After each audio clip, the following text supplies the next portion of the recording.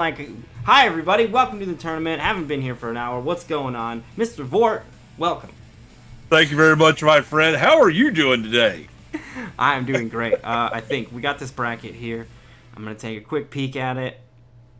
It looks like I am almost satisfied with it, but I think it's enough satisfaction for me to move forward with the day anyway. So let's go ahead and make it happen. Drinking Milk and Scarlett, you guys get to fight each other again at least.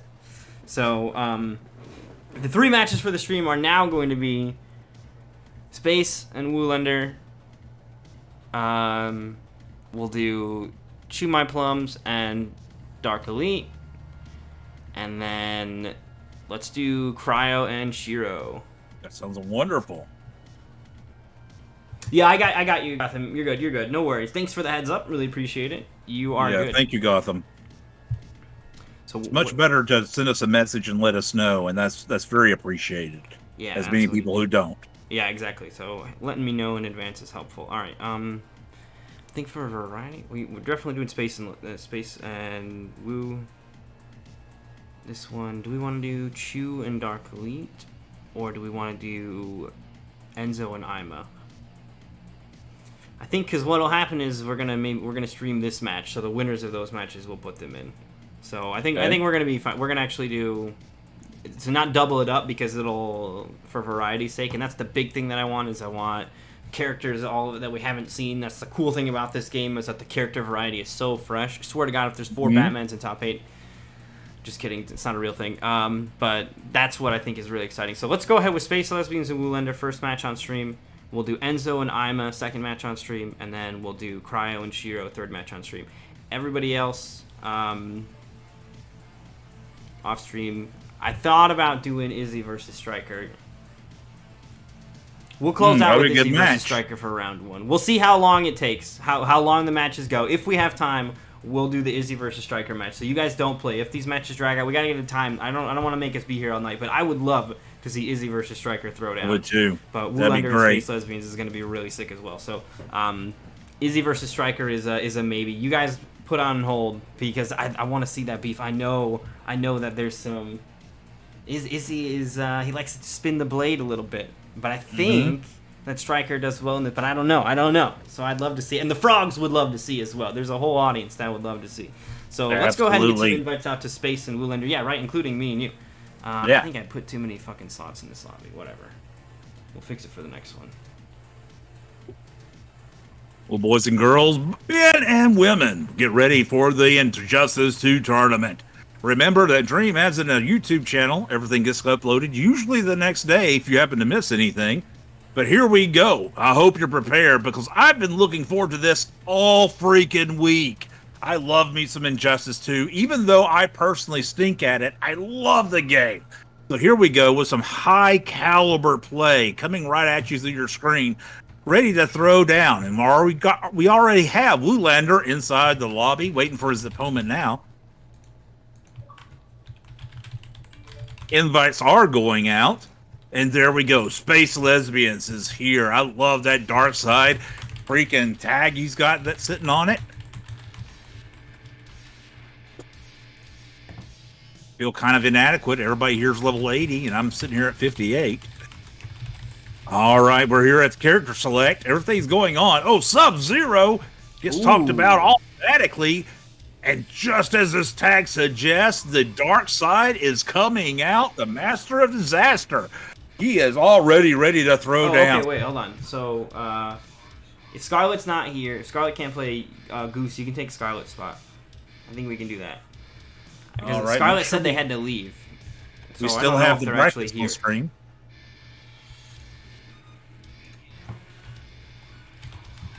All right, already going at it. There's the Mega Beam shooting out from Darkseid.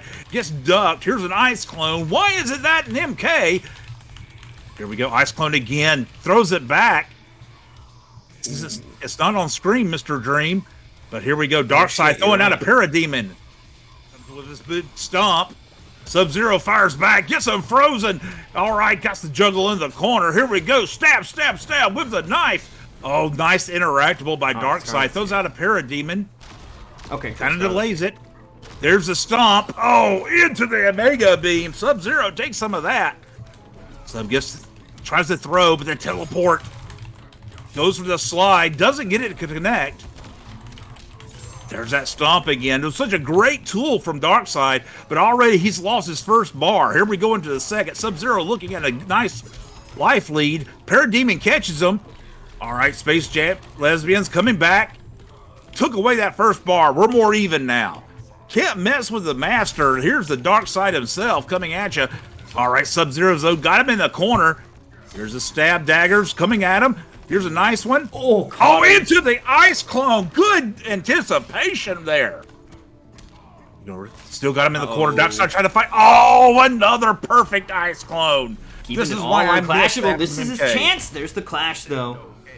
This is an early clash from Woolander. He's got a lot of meter. I think the primary goal here is just to shut down the momentum. I don't really expect a lot of meter to be spent, but he does go for full meter.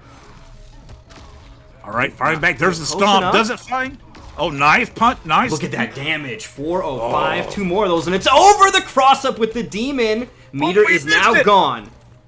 Missed it with the Omega Beam. Behind you. Oh, no! Oh, yes! Here we go. Ice Clone for the win. Got you in the corner. Switch positions. Wow, what a Darkseid pickup. fighting back. All right, got him with the overhead. Nice ice axe for the first round. Woolander takes it. What a match, boys and girls. Universes collide as Darkseid and Sub-Zero going at it for you. That was a pretty intense opening game. I'm really sorry you guys missed the first moments there. God, I forgot how this shit works. Gonna be honest, haven't done it in a while. Forgot to push the button, but the button has been pressed. You guys shall witness the rest of the action here. But man, that was such a crazy ending. That it looked like Space was having some struggles there, but once Space was able to get some momentum, big damage numbers coming out, and that's one of my favorite things about this game is that offense is encouraged in this game. And encouraged, yes. You're not punished for going for something creative. Yeah, the more crazy, the better, which is something I love about this game. It doesn't have those stinking combo breakers and stuff that puts the attacker at the disadvantage. We are all in with this, boys and girls. Here we go, going in for the next ones. No changes here. Darkseid coming in with his Parademon. Sub-Zero already ready. Goes with the jump in. Gets a nice little combo. Darkseid misses on the whiff. Oh, there's a tire with the interactable, but it misses. Darkseid's gonna punish. No meter to keep that going, and he'll get caught by the sword. Nice clean pickup here from Woolander. He'll spend the meter on the freeze, going for a setup here, plus frames, cross up, but I think that Darkseid's too tall there. Yeah. I want to say that probably would have crossed up the shorter characters on that one, so that might be just a little bit of a matchup thing that Darkseid can avoid a bit of that. And look at this damage turnout from Space. Ooh. Double stomps, almost 500 on the board, which is about half a health bar here for Sub-Zero. Totally unfazed, though. Going to get some damage of his own. The hard knockdown, the armor, and what happened? I don't know. I'm having some hiccups on my screen. Are you having the same on yours? Woolander froze, but we're still here. What? Woolander just won the round. I think we might have lost you, Vort. Yeah, we lost you. Okay, so I'm lost. Hold on a second. I can make a change to that. So let's make sure that doesn't happen. We do still have the action going on, though. There's a clone. Nice use of the teleport to get behind it. Doesn't quite fall into that clone. Still using those boom tubes to keep himself safe here. Teleports in, stomps. Those mix-ups from Darkseid are so deadly. The clone is a really good kind of haven to remain in. We've seen Woolander be able to walk, and even when he's teleporting behind him, still have that clone protect him, but it's not always going to be there. There is a cooldown, and here he's now underneath it, waiting for the clone to come back. Has to hold the mix. Instant stomp. Hunts him down on the flip-out as well. Space Lesbians on the offensive, and now locked down in the corner here. Good blocks on that low. There's an overhead component to that string as well. Okay, flips out of the damage. Oh, look at that. Careful. Okay, catches him. That's going to be a forced break here. Now, meters are even, so no health recovery. But we're going to go back to full screen here, and this is where Darkseid honestly is going to be doing a little bit better. Uses the little guy to get in, but not going to be able to get in long enough. No meter to keep it going. Boom tube around! Unfucking real. A crazy finish, but the boom tubes do it to get around that interactable, and Darkseid on the board with the response. Alright, we're going to go ahead and get you another invite here. Alright, I've changed some things around on my side to make sure that doesn't happen again. I'm sorry, boys and girls. I had to bring in my Xbox Series X into the office. I guess I didn't get anything. I didn't get the hard line plugged in. What a stupid thing that was.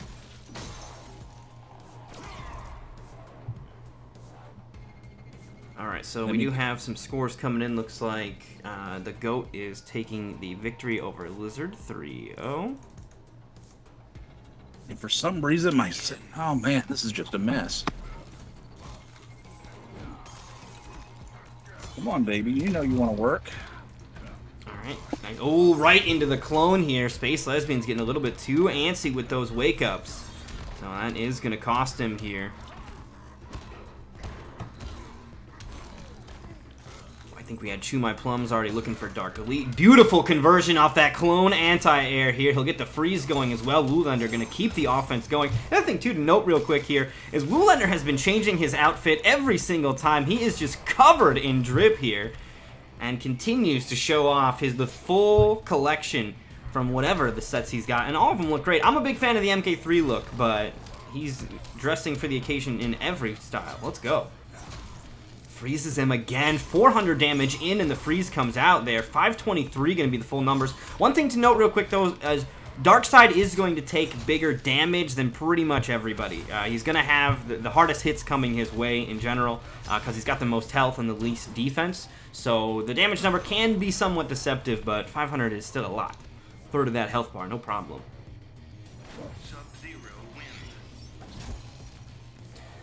That is going to be Woolander answering back here for game number 3. Now, this is a first to 3, going to be first to 3 whole way. So first to 3 the whole way here as we play throughout the bracket here. So Space is going to have one last chance here. And it is a double elimination bracket as well. So if you do lose, you go into the lower bracket, and you can play and still survive in the loser's bracket as well. So there, you still do have chances if you lose through the lower bracket as well. The lower bracket matches are all going to be off stream, so you will need to be reporting those. But I do appreciate you guys, coming through and helping me out and letting me know those scores as you guys play. Speaking of our matches here, real quick before we get through this loading screen, Chew My Plums is currently fighting Dark Elite, Claymation, and Speed Demon. Whenever you guys are ready to fight each other, feel free to do so. Drinking Milk and Scarlett looks like you guys are trying to get a hold of one another. Enzo and Ima, you guys are up next. And then depending on the speed of this, we're going to see if Izzy and Stryker is going to hop on stream. Otherwise, I'll let them know. I think we can actually fit the Izzy and Stryker match on stream, though. All right, I think I have it working now, Dream. I think I have everything set up properly. All right, cool. Do you need another invite?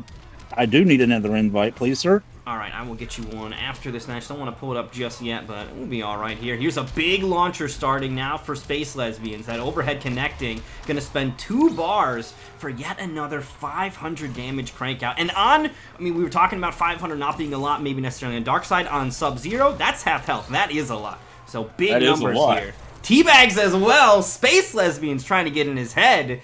He's behind in sets, but up in this game. Oh, Stryker.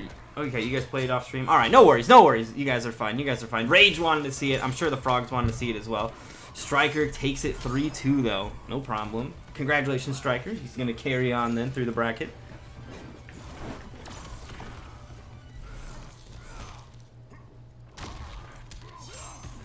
Oh, here's the freeze. Teabags right back. Woolander letting the venom drip on his fangs here.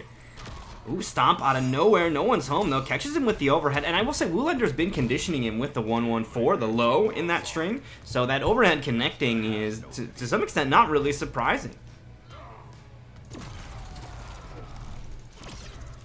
All right, lasers away. The demon is there. No punish on that block slide, but the parademon keeps it going. That's what those are called, right? Are there any lore nerds out there that'll help me? No, it's 100% a parademon. All right. I have no idea. I am not very versed on the DC side of things. Look at this combo, though. 540 before the freeze. Keeps it going with the mix-up. That time, Darkseid's not too tall. Teabags are out, and Woolander takes it 3-1. Way to go, Woo. That was a crazy combo there at the end. And then, of course, he's using that freeze so deep in the combo that he's got the opportunity to go for the cross-up setup or not. I gotta be honest, we thought Darkseid might be immune to that, but it might just be I gotta inch forward a little bit further because Woolander finds his backside and brings it home 3-1. So very nicely done. We're gonna go ahead and get Vort back in the lobby as well as move on next to for our next matchup here. But let's go ahead and take a look back at our bracket so you guys can take a quick peek at what some of our other matches are that are going to be going on as well. Some of these are going to be happening off stream. These blue highlighted ones, these are the matches that are for on stream. Absolutely. We know that things are a little different, so please sit with us during this. Everything's going great so far. Sorry, Dream. I can't get my monitor to work, but I got my Xbox up and going good, I think.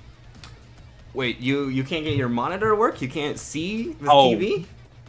Well, no, I'm sorry. I got two different monitors. Oh, okay, My computer monitor, for some reason, is taking a crap, so I can't see our Discord stuff. Oh, because I was going to suggest that I screen share to you through Discord, but all right, that won't work then, it sounds like. Yeah, but I got the Xbox one to work. I don't know what's going on.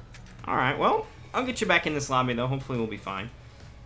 So our next match as we move up is going to be Enzo versus Ima. So let's go ahead and get some invites out to Enzo and Ima.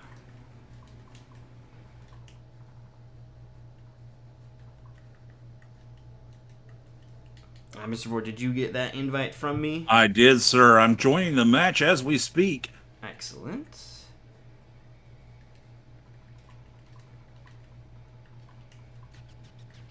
All right, entering AFK. There we go. We should be good to go on that end. Everything seems to be working, even though I can't see it on the other end. I'll figure out what I messed up later. Right, yeah, the science can wait. We'll do the theory crafting at a later date. So, we do have those invites out for both Enzo and his opponent, Ima Virgin. Now, Ima, really, really strong play with a slew of characters. I was actually getting to see a little peek at his Dr. Fate the other day, and... Oh, wow. Damn, like, that Dr. Fate stuff, I think it was like meterless 40%. Really, really wild plays coming out here from Ima, so...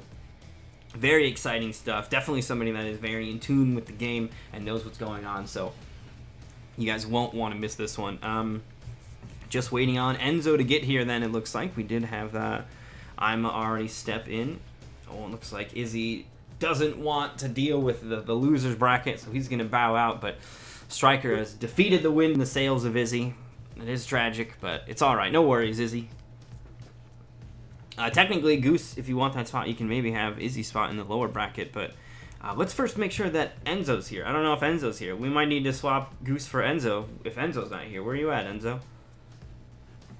Let me check Discord, make sure he didn't let me know about a prior engagement or something. No, I don't see anything. So, Dream, are you going to Combo Breaker this year? If it's coming back, I'm going for sure. Yeah, I would love to get a ticket. Oh, there's Speed Demon. Claymation, Speed Demon's looking for you. Or Speed Demon Claymation's looking for you. One of those sentences is accurate. I think Speed Demon maybe went into the lab. We had to change the bracket up a little bit, so it's actually you versus Claymation now, Speed Demon. But Claymation's there looking for you, so you guys should be able to play. No, you're going to be on stream, so you got a little bit of a moment, because I want to see some Stryker play. That's the big thing for me, is I want to give me a Stryker viewing session. Stryker is so fun to watch. Absolutely. One of the best characters, I think, the most consistent characters at a high level of play that we got here on Dream Eater's channel, whether it be Mortal Kombat, Injustice, whatever.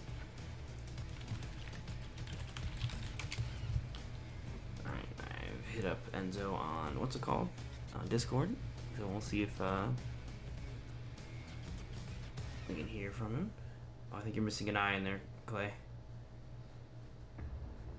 It's supposed to be a 0, but there's an I in there.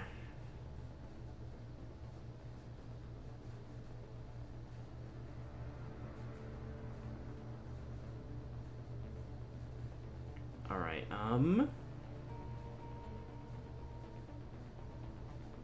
I fear that Enzo might not actually be here, which is not ideal.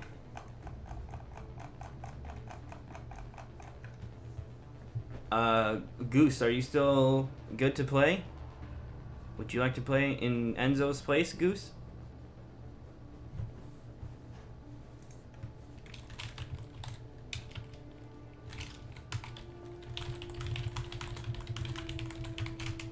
Absolutely. Dream is looking at this tournament as more of a laid-back style, so remember that. We can have people join in, and it's not like we're sitting on Smash GG with everything telling us what to do. Dream's Exactly. actually doing this himself. I'm not overly concerned about it. All right, so Goose is here. I don't know what happened to Enzo, but we're gonna go ahead and put Goose in Enzo's place. They were cheering for one another, but now, unfortunately, you guys are going to have to duke it out. But I got to say, and this might be a little selfish, I have a feeling this is going to be a good one then. So, yeah. You know, for the viewers, it's going to be fun.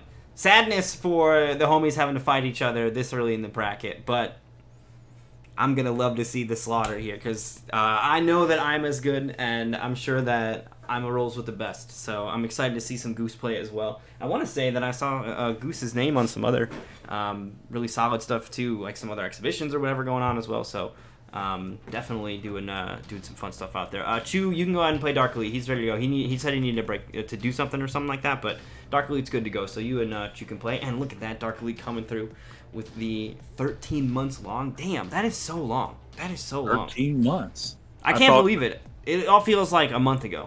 In some ways. Yeah. I think I'm sitting on 15, but I'll never, ever catch Zombie. Zombie is unobtainable. He somehow cheated and used the time machine to get ahead of the game. It's insane. Alright, so there's a gamer tag for Goose. Let's go ahead and get that invite out.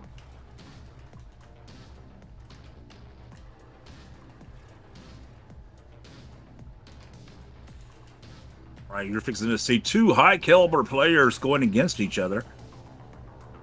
Looking forward to this Injustice 2. I've been looking forward to it all week. Myself, I haven't played the game in a while. I know Dreams kind of got back into it, and I saw some amazing Firestorm play from him earlier.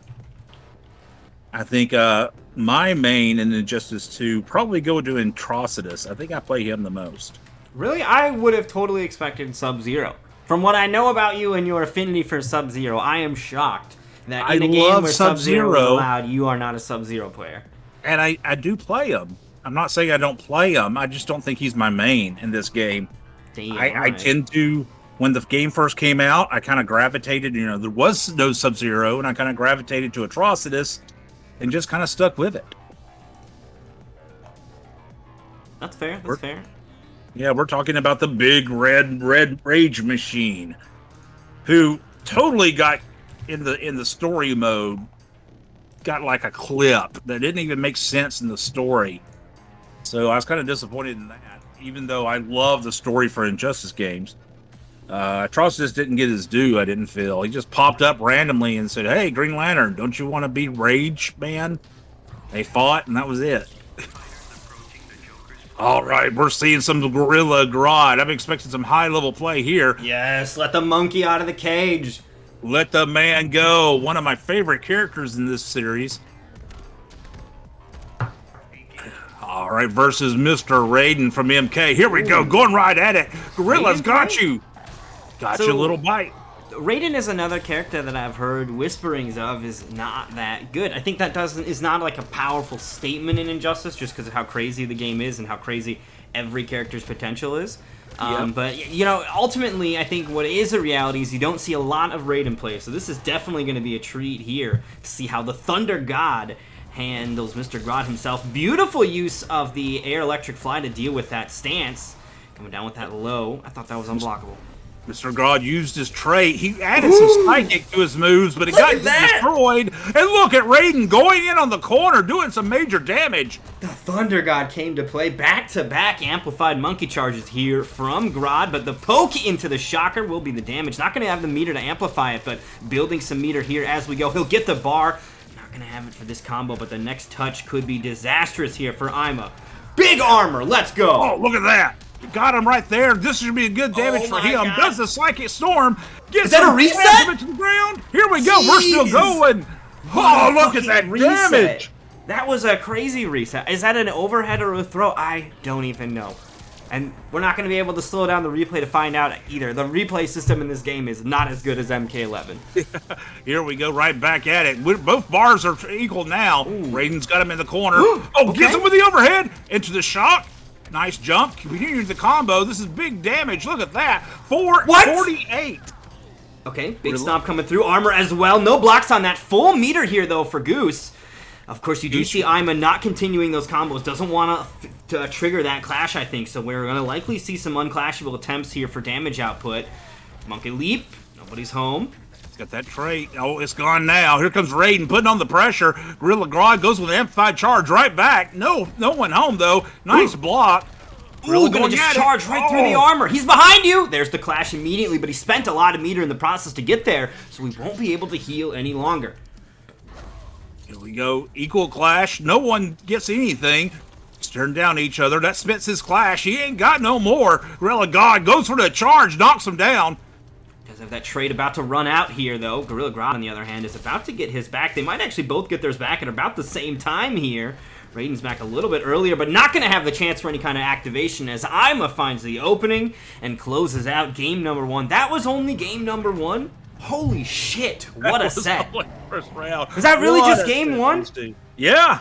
All right, well, I mean, it feels good that I didn't fuck the scoreboard up, but I feel like I've lived a lifetime of Injustice after that. That was insane. What a game. What a game we got going on here.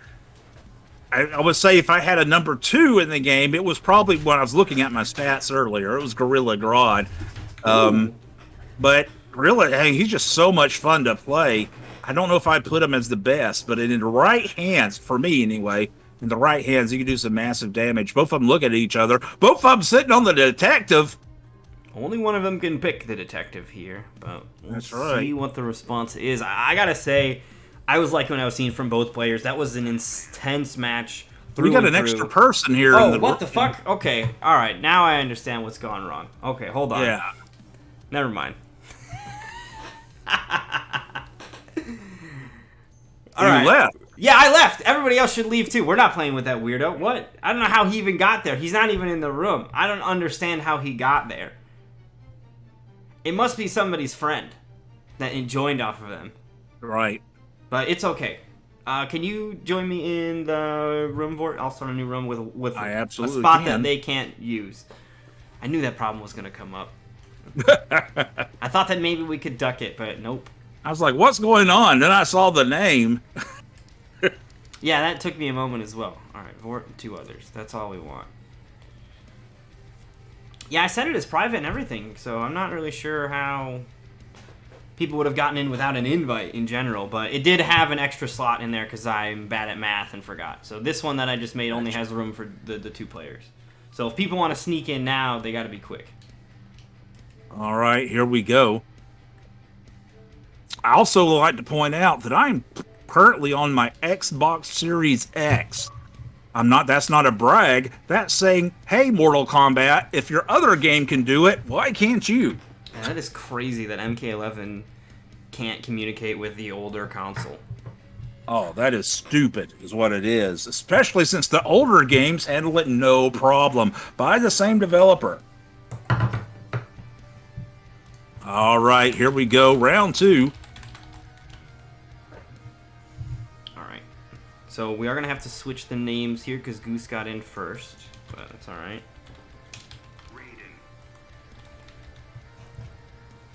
Raiden's the instant pick. And there's that Gorilla Grodd we know and love. Spoilers, don't watch the story if you like Gorilla Grodd. I gotta be honest, I don't even remember what happens to him. Don't spoil it for me. Okay, I won't. I don't remember much of the Injustice 2 story at all. I'm trying to think of like key plot points, and all I remember is Supergirl at the beginning.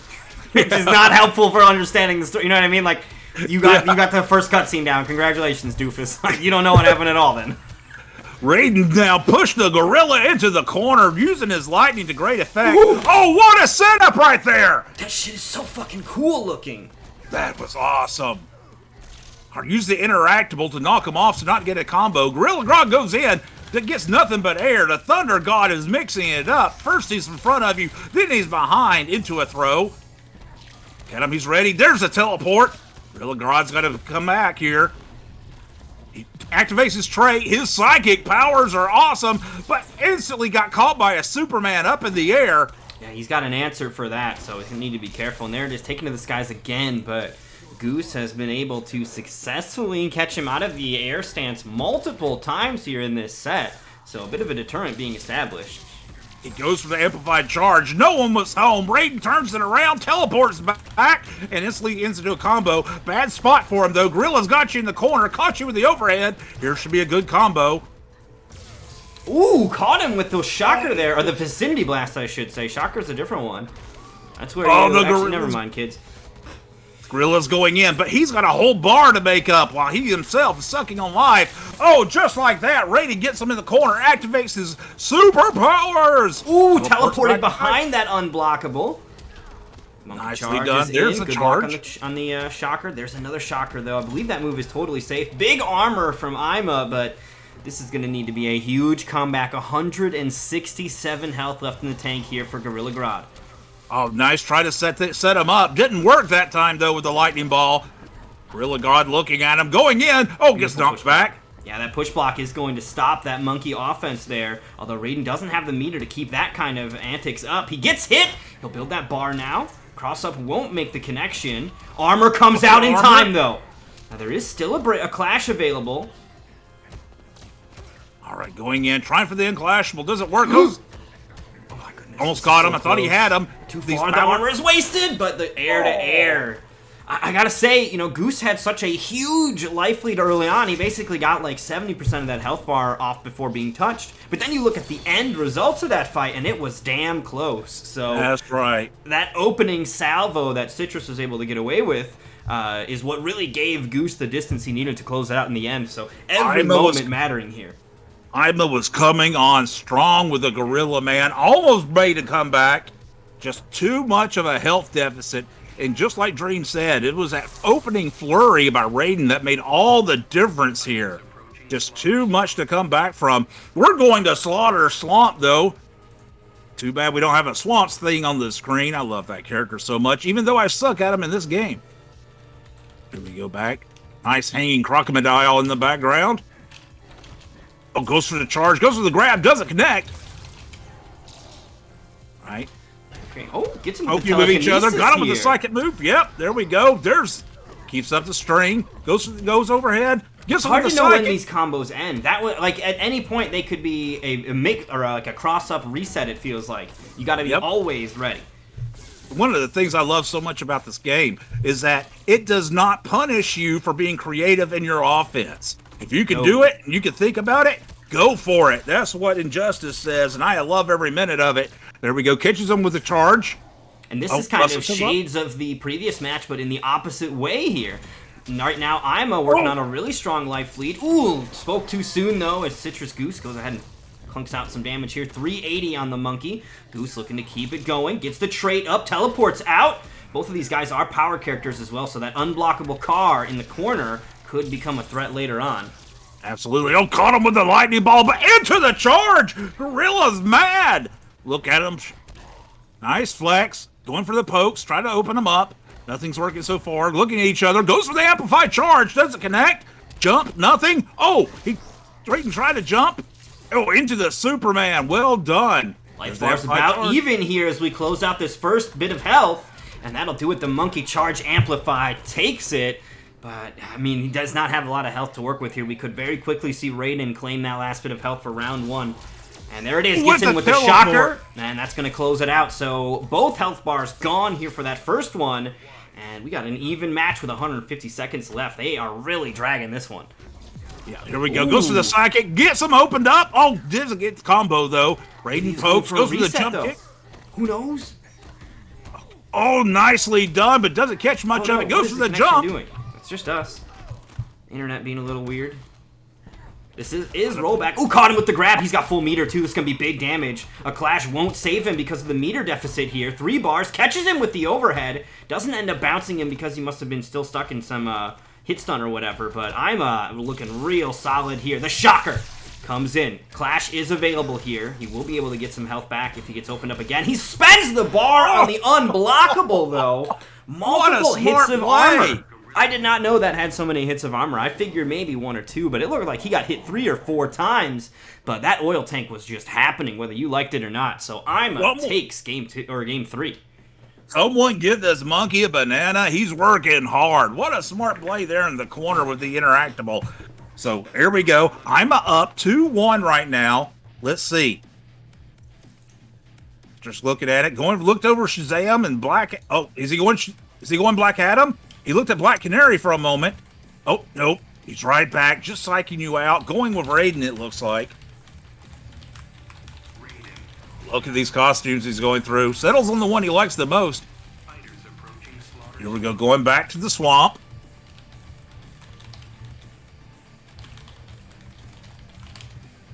I tell you, this game just gets you so excited. There's so many things that are happening on the screen and so many awesome offensive combinations these guys can come up with. You never know how it's going to go. Just like that, Raiden teleports, tries to get on the other side, doesn't open him up, catches him with a grab, though.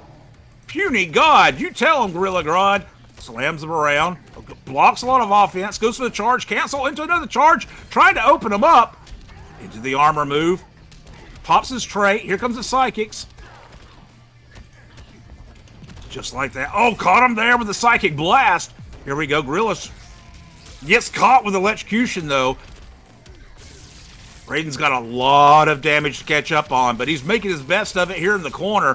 441 right there. Oh, goes for the interactable again. This time Raiden said, ain't happening. Here's another 400 points into the corner. Oh. God. All right, he got that first off bar down, but he's only hanging on by a hair himself. There he goes, pops his trait. There's a psychic. Oh, dude, Superman again. Right through it.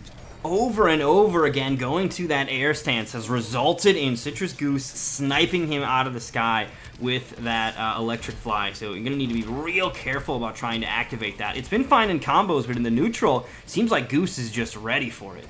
Ready for it every time. Oh, there's the teleport. Nice blocks. Little guy trying to poke him out. Oh, goes for charge. Thinks better of it. Cancels. Oh, tries to go in. Raiden catches him, though. Ooh. This is going to be some big damage. Teleport set up here. Okay, good delay get up there because that was a cross up coming down. The armor from Ima will force a breakaway or a clash here, though. I believe they're going to be even on bars. Yeah, he had to spend a bar to do it, so Goose realized, hey, we're even on bars. Let's go ahead and get out of this, but now there's no more clash to save him, so Ima is going to be able to churn out big damage on the next touch if he can make it happen. There we go, nice defense. Oh, there we go. The reel gets mixed up a little bit there.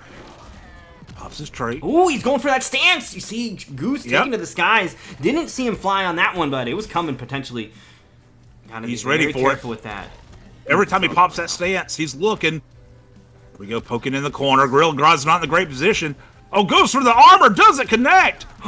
He's still got 2 bars as well here. If he can catch him, he can do it. There we go. That is it. Nicely done. The armor over and over again from Ima was able to open him up. And he just was able to get the damage he needed. I mean, if you know how to play Grodd and can get those hits going, this character is a monster. So Ima is going to be advancing. Very well done. Ima will move on through our bracket here. Goose putting up a really, really solid fight, though. So, of course, still to be a threat here in the lower bracket. You fight either the loser of the next one on stream or the Claymation Speed Demon match, which is still happening off stream. So I'm not sure which one it is because I don't know how the bracket map works, but we'll find out in a second. Speaking of the bracket, though, let's go take a peek at it here as we get ready for our next set on stream, which is going to go ahead and be Cryo versus Shiro. So if you guys could drop your gamer tags in the chat real quick, that would be really helpful. I think I have them, but just to make sure that I got them right, we'll get some invites out to you guys so we can get you in here and get that next match underway. Absolutely. What a great match that was, Dream. I get to see 2 high-skilled players playing their characters.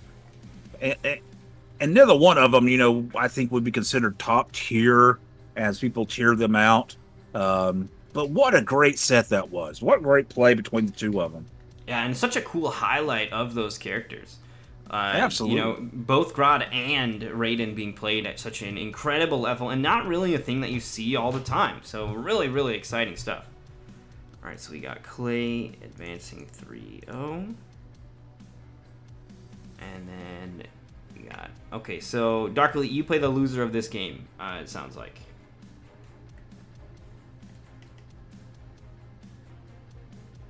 All right, we got Cryo Blood sitting in the lobby waiting for his opponent right now. He's sporting that nice Superman with the red glowing eyes.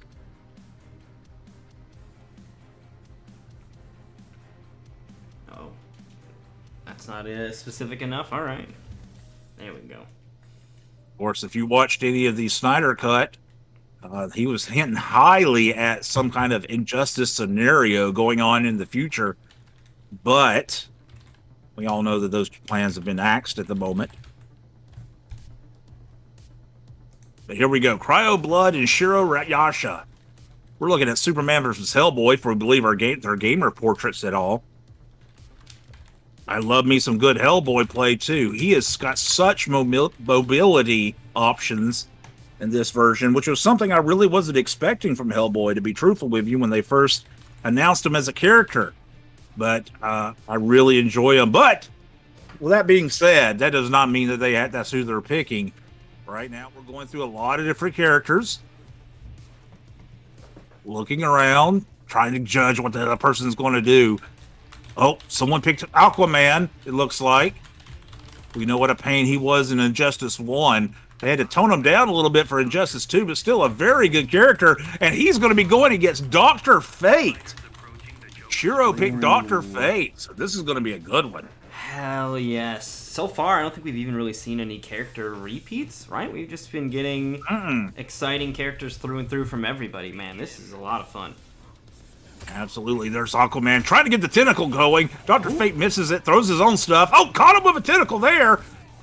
Right now, we're looking at a zoning war between the two of them. Aquaman jumps over that. Oh, gets caught with a tentacle. You know Aquaman wants to get close. He can play this game with him, but he really wants to be close up. Dr. Fate trying to make some... Oh, the Aquaman caught him, stabbed him in the air. Trying to keep that pressure on. There's the armor. Kicked him up. Oh, more of it. Oh, geez, look at that. 5'11". 5'11". Feeling that one. Dr. Fate really doesn't want to get in there. Oh, but there he goes. Goes in. He's in Aquaman's range. Oh, not quite enough. There's the tentacle. Pops him up. And just like that, Aquaman still got a little bit less than a quarter of a bar on his first one. Oh, Dr. Fate throwing out projectiles. Oh, he gets slammed by the Kraken. There he goes, right on top. Caught him. He's trying to stop his walk-ins. Aquaman's got his shield up. Got him, caught him in the corner. And had to clash. Aquaman's still not done with his first bar. Dr. Fate struggling a little bit here. Oh, 2 bars apiece. Both of them tied. Going back. Reset the neutral. That's the way you do it. But finally, Aquaman's first bar is taken off of him. Dr. Fate can make a good combat. Ooh, gets caught out of the air with that trident. There's the tentacle catching him too. 210 damage from that just by itself. That used to be a full combo starter, so I guess it's not. It's not as bad as it could have been, but those tentacles are really, really tough. I think even just like in zoning matchups, you know, Aquaman, because he has a zoning tool that tracks, he doesn't care how far away you get from him. He's going to be able to always be a threat and a thorn in your side. So it's going to be very difficult for Dr. Fate to establish a full, you know, stance and get his zoning arsenal really out there. You know, just, you know, case in point, it's going to be difficult for him to get the slow-moving orb out there because, you know, he doesn't, you know, Aquaman's just going to try to tentacle, you know, right? Like, he's just going to throw that out there. It's very, very difficult to establish that zoning presence. Aquaman is one of the. Uh-oh. We lost you there. Are you still here?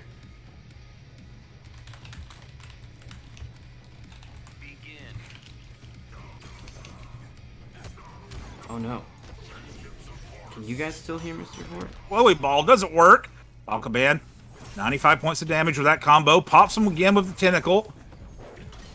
Dr. Fate still popped his trait, throwing out some projectiles. Oh, gets him with the interactable statue in the corner. Aquaman catches him with that tentacle again. Teleports up. Trait is out as well. That means these fireballs, they're not going to do quite as much damage, but they are going to be much more problematic here for Aquaman. Especially if he can get a full list of the amplified as well. There's the push block to get him off of him, but Cryo not going to be told no. He's just trying to get in there. Now Shiro gets out of the corner, but he jumps over the throw, and that'll be the round as Aquaman finds the hit. Yeah, he's, again, got about 25% of his first bar free. Shiro's doing some really good damage, but it's not quite enough. He needs to be able to find a chink in the Aquaman's armor. Just as I said that, he does some really good damage. He's only got a hit left, and Aquaman automatically gets knocked off his last bar. These health bars are pretty equal at the moment. Nice nicely done. These meters are not, though. Cryo currently sitting on a full stick of butter there. Super available. Unlikely we'll see that, but of course Clash and a lot of other tools here are at your fingertips. Speaking of, there's that first use of some meter to get some damage going. Wow, not even done. 462 with the side switch. That's the thing. When Aquaman gets close, you're in danger, boy. There he goes. He catches him with that tentacle, amplifies it, goes for the armor, doesn't work. Goes with the Trident Rush into a Clash. So this is Shiro's last chance here. He'll get some health. He's going to stop that damage. He's going to need to, of course, spend that meter to do it, and that's going to allow Cryo to now have a meter advantage. A Clash of his own waiting, too. So this is still looking a little dire here, but Dr. Fate, if he can get some damage started... Oh no, gets caught and opened up. The thing is, Dr. Fate has damage available to him if he can get stuff going. But unfortunately, you know, getting in on Aquaman is honestly half the battle, right? This character plays a really strong keep away and is also able to hang with good zoners as well. So, going to be difficult to find him to open him up to access that damage. Meanwhile, Cryo just doing a great job of holding it down. Aquaman has it all. He has the tools no matter where he's put at. Not saying Dr. Fate is bad. No, that's not what I'm saying at all. Dr. Fate's an awesome character who can really zone and throw out some damage of his own. But in this situation, so far, we've seen Aquaman's perseverance coming on top in both the zoning game and in the close game. Catches Dr. Fate with the interactable, opens him up. Here we go. Spin a little bar, extend the combo. Whew, 402, just like that for one bar. Look at Aquaman go. He backs up. Here comes the tentacles. Dr. Fate pops. He's teleporting and throwing out some stuff. Caught him with a couple of them right there. He's doing some damage here and there with this zoning game. Aquaman just seems to stay on top. Oh, nice block, though. Nice throwback. Nice anti-air. Get some more zoning going. Oh, the tentacle come. Open him back up. And I say that, and look what Dr. Fate can do when he gets going from a distance. Very nicely done. This will be the round opening up to Shiro first off, but almost immediately after, Cryo able to close out the following round. So life bar's about even. A similar story we've seen time and time again. We'll see if Shiro can pull ahead. But I think, yet again, that meter deficit is still also apparent. Shiro is just burning through his meter to keep up. Meanwhile, Cryo able to kind of hang on to it and only spend a little bit to do massive damage when he catches him, which is exactly what we're seeing here. Empties the tank on that one, though. Whoa. He really put it out there. Here comes Dr. Fate firing right back. Shiro's trying to open him up. He knows if he can get him with a few of these, he can maybe get back in the game. Oh, no. Oh, caught him with the trident. Just a tap left. There's the teabags. Dr. Fate having none of it. Look at him going in. Maybe this is what he needed to do the whole time. Let him clash out. He let him clash. All right, he's got 3 bars. There's going to be some big health. He's going to be back. He's going to get hit. Like, the nonsense is coming. Oh, no, the anti-air whiffs. Oh, what? I hate that move. That move is so dumb. And just like that, Cryo takes the next round. What a great match there at the end. Dr. Fate said enough of this zoning BS, and he really went in and put on a great match there at the end and showed what he can do up close as well. But it was just too much of a deficit, especially once he had that clash available with 3 stinking bars. Yeah, the clash. I mean, if he would have stopped the combo a little short, he might have been able to do something there. But the heat of the moment, the buttons, they must be pressed. So, a valiant effort, but it is going to be Cryo moving on. Shiro will dip into the lower bracket where he'll face off against Dark Elite. Lizard Tank and Speed Demon, I believe they're playing, and Goose and Drinking Milk. Drinking Milk, if you have not, or Goose, if you have not heard from Drinking Milk, we may have to DQ him. But let me know if you haven't heard from him, and we'll go from there, because I know Goose is here. Yeah, that one is going to be off stream.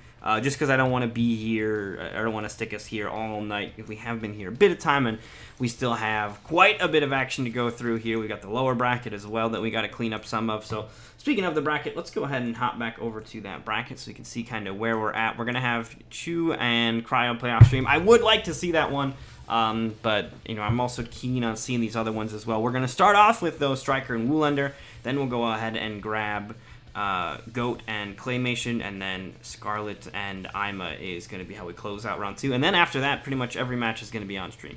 So if you survive round 2, you are good to go to make sure you're on stream. But without further ado, let's go ahead and get Stryker and Woolander in here. This has got to be one of my favorite matches. Just looking at it to like watch, I'm super excited to see it. Stryker, one of my favorite players to watch, and Woolander, also really fun to watch. In MK11, he plays, it was much more Cetrion, so maybe not as combo exciting, but here in Injustice, the land of wild, man, Woolander is a thrill to see what he's capable of. So really, really excited for that. Yeah, you guys can go ahead and play off stream, Cryo. I cannot wait for this match. It is a highlight of the night for me personally. I can't wait to see these two characters throw down. I've seen them throw down before in other games, but in Injustice, this will be my first time. I can't wait to see it. All right, so Woolander as well. Invite coming your way. I think we're really far into the bracket, so to speak, here, Dream. Have we seen the same character? I don't think we have. I don't believe so. I mean, we can do it. We saw Darkseid versus Sub-Zero, then we saw Raiden versus Gorilla Grodd, and then we saw Fate versus Aquaman. Now we may see some repeats because we have character repeats. We're going to see Woolander here again, although he is not just a Sub-Zero player. But Stryker going to be bringing the noise with whatever he wants to bust out here as well. Stryker, of course, well known in this game as having an incredible Bane. His Bane is one of the craziest things. If you would like an example of it, check out his pinned tweet. It's just him dumpstering a dude in 30 seconds. So real solid stuff. And we may see that, but it's not all that he plays as well. I've ran into a couple of other characters, and I think if he doesn't like the matchup as well, he might be willing to switch off of it. Let's go ahead and get another invite out to Woolander as per his request. And this match should be coming at us here shortly. All right, here we go. We got Stryker in here, sending another invite out to Woolander. This is going to be fun. Sub-Zero versus Bane, perhaps. Stryker in here rocking the Deadshot profile picture. Deadshot is what I ran into when I bumped into him in the ranked sets when I've been playing a little bit here. Bumped into Stryker a few times, and his Deadshot absolutely blasted me. It was a fun set, but I'm curious here in tournament if he's going to still be swayed over to the Deadshot side. No, it looks like it's going to be Hellboy. So still command grabs, but Hellboy. So I love Hellboy. As long as you consider that Woolander we've already seen, we're still maintaining some variety here in the characters. No repeats as Stryker goes to bust out a gnarly-looking Hellboy. I love that fist. Absolutely. We were just talking earlier how mobile Hellboy is in this game. Let's see how much Stryker can take advantage of that. Oh, loading the gun. I don't know how useful the clone's going to be when, for the most part, Hellboy is going to be able to reasonably kind of leap over it at will. But we'll see what happens. What's going on, Don Westito? But maybe that's a setup. Set up the clone, knowing he's going to jump over and hit him with something else when he tries. Oh, we're gonna see. It's already beginning. The crazy cross-up. Stryker not able to capitalize on the full damage here, but man, just putting that threat on the table already has me startled. And there it is, immediately leaping over the clone as well. Not going to really have to worry about that clone, I don't think, in terms of catching him, just because of the sheer crazy mobility this character possesses. Leaping all over the place. Where do you block? You block low on that one. That's exactly what I was talking about, Dream. Look at the mobility from Hellboy. You never know where he's going to come from. Finally, he got him to sit straight so he could put in some decent damage here. 521. What happened is Stryker was trying to get away with his trait, which would have been devastating if he got to activate that, but Woolander able to churn out some massive damage as soon as he catches him. Can't escape the cross-up, but will get away from the follow-up. There goes that ice clone going in, and he finally gets Stryker's first bar off of him. Woolander not far behind him, though. Doesn't have much of a bar to play with himself. There's the ice clone in the corner. I love every minute of it. Catches him with a low. Sub-Zero going in. Oh, look at that freeze. Into and restand to another combo. Despite the freeze, these still got those glowing horns, though. I love how they look while he's frozen. Gets crossed up on that one. Here we go. Right back in the corner. This is going to be some big damage. 436. He's got one bar left. Does that? Into the screen change.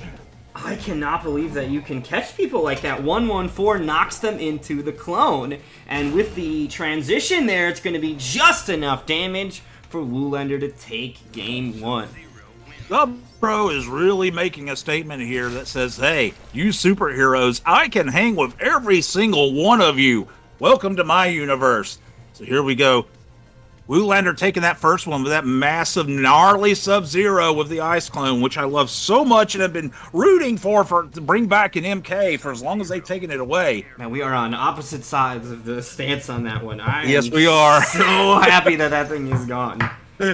As the sub alert will tell you, I am thrilled at the death of the Ice Clone. And I understand both sides of this argument, to be honest with you. But Stryker, then, now he's changing up. He's going Scarecrow. Ooh, Scarecrow is another fun character, and it's got a command grab. I think that's the big calling here for Stryker. If it's got a command grab, he's going to be willing to give it a whirl. Gets crossed up by that. That is tough. I think one of the interesting things here, though, is that Scarecrow's going to have access to some really long-range normals through the use of that hook that will get around that clone. So far, we haven't seen any examples of it, but we'll see if he can get something started here. There's Stryker. Going to jump in. There's the pressure. Sub-Zero got out. There's the Ice Clone again, trying to get him in it. Nice low. Pops him off of it. See if he can extend into this. Oh, he fell for it. Right there. It's the Ice Clone. Big damage coming backwards. Got him in the corner. Stryker trying to fight out. All right, traits up. Now he smells awful. Looking to build up some of that traumatized. Getting some meter in the process. Beautiful stuff there from Stryker. Saw a lull in the action and took the opportunity. Doesn't have the meter to keep that going, but the beautiful block on the slide will allow for that chiropractic adjustment. 10.5 health left here for Woolander. Will he be able to close the round out? Keeps the plus frames. No trade there, but there it is. The Fear Blast, and Stryker takes round one. Barely. Barely. These are two going at it. Oh, activates his trait. He's got the stink up. Here he goes, tries to get him in the corner. Still okay. Traumatize is ready here. Ooh, it's going to start to run out, though. Now, Traumatize will go through the clone, so no clones allowed. Oh, he just catches him with it raw! Oh. There we go. Overhead. Got it blocked. Here's the Ice Clone. Went over. Goes for the low hook. Doesn't happen. Catches him at the end of that combo. Going to extend it as much as he can. Here we're looking at 400 already on the board. Oh, okay. 500. He does so much damage, Dream. That is insane. But Stryker now has the meter. He's going to go for plus frames off these amplified Fear Blasts. The interactable there to save Woolander. Clash will come out. Bars are even. So this is just going to put us back to neutral and likely empty the tanks on both sides here. 1 bar apiece will be spent. That traumatized meter gets reset. He gets the chance to activate it. So now Woolander's taking damage just by being close to him. There we go. Both last bars going. Walls are so equal. Goes for the overhead. Gets blocked again. Goes straight for the ice slide. Tries to catch him with the jump. Doesn't work. See how much damage Woolander's taken, though? Oh, He's taken so much damage from that trait. He will get a chance to clash here, and this is going to likely give him 15% of that health back now, as there's no meter from Stryker to stop it. But now, Stryker gets one clean opening, and he could very well open it up. A YOLO slide will be costly. Not going to be quite close enough for the hook. There's the clone toss. A couple more of those, and it's over, but you got to wait for them to come back. There's the clone. Oh, he tried to teleport around it. Oh, nice try. But Sub-Zero got you, and he's showing you what the Lin Kuei can do. Oh, all right. Already, Woolander up 2-0. Will Stryker pick Bane here? All right. Stryker's gonna think about it. He's looking around. Considering the options here. Stryker's gonna bust out the Bane. Here we go. This is the character he's known for. Now, I will say the access to the clone, I think, is gonna slow down some of the Bane pressure. But that being said, you know, Bane can just armor up through Venom and just plow right through that clone. So it'll be interesting to see how Woolander decides to deal with this. One half, I say, Stryker avoided this matchup on purpose. On the other half, it's like, uh-oh, final boss time. Now you're in trouble. Gotta go on with your best character when you're in this situation. Oh, and he does it with a power slam. Catches him on the wake up. This will be another big finish. Look at that damage, just like that. Oh my goodness. Woolander's chance to answer back. That Venom debuff going to be increasing the damage output here. 455. Honestly, about even from both these players. Armor comes out, though. Stryker will win that exchange. Now the Venom active as well. Going to be able to plow through these specials, but not if you land on him during recovery. So Woolander will take the damage. Only going to go for level 1, so the debuff already gone. Now reactivating it. Look at that. Oh, caught him with in the air. Brag breaker. Oh my goodness. The armored Like, the venomed up versions of his special moves are so crazy. And trying to pressure him when he's got access to that wake-up attack is a very, very dangerous game to play. Beautiful conversion here from Stryker. He'll get the scoop. The body splash will connect. Now the clone keeping him at bay. Tries to swing, but Woolander opens him up, and we got the rounds evened up right now. Now, suddenly we're on the same bar, but Bane is looking really good in this matchup. He's being very patient. Did you see that? He canceled that. Yep. You can cancel that fist. Beautiful, like, realization that the clone was going to be in his way. Oh, he goes for it right there. He catches him. Nice clash by Woolander. This is a bit early, but it is going to likely empty both sides of their meter. Oh, in fact, both of them going to be a little bit more conservationist about it, but that does mean, of course, that Stryker now has the meter advantage, and by keeping that meter, he's also going to have access to damage here. Goes for the cancel, not your turn to punish, and now another launcher. No breakaway to stop this. Tries to flip out, but gets caught. Just armors right through it. He's got the bars to spare now. Again! There he goes. Look at that damage! Oh, and just like that, the Venom Addict shows why he's the man that broke the back. What a great set right there. And man, that was Bane doing Bane things. Woolander. That damage was insane. I don't know. Caught him in a lot of situations, but why, man, what a match. That was crazy. Just that, I mean, the armored forward 3 mid combo from Bane while venomed up is just chunks of that health bar. And when you've already spent your flip out, he had flipped out to the previous situation, the clash is gone, you've just got to hold that damage. And, you know, he was holding too much damage. Where do I hold all this damage? All right, going right back at it. Here comes Bane versus the Lin Kuei. Let's see. The drip? Oh, he goes right through the clone again. Just gives the big elbow and says enough of that. Goes for the grab. He's not there. Doesn't really catch him much. Got him with the last hit of that combo. Goes for it there. Bane's fighting back. Big elbow. Doesn't connect. Okay, first hit, big opening, but not going to have any follow-up there. No cancel. Okay, got to get away from that. That is an unblockable explosion. Maybe Stryker forgot. I don't know why he inched closer to it. Oh, goes for the big elbow, busts through the clone. Woolander catches him though, expecting it. Not big damage though. Goes for the jump. Doesn't work. Oh, Bane's got you now, baby. Amplifies the drop kick. Oh, drops it. Oh, just uses the armor to get through that. He'll have to avoid the explosion, and he does it.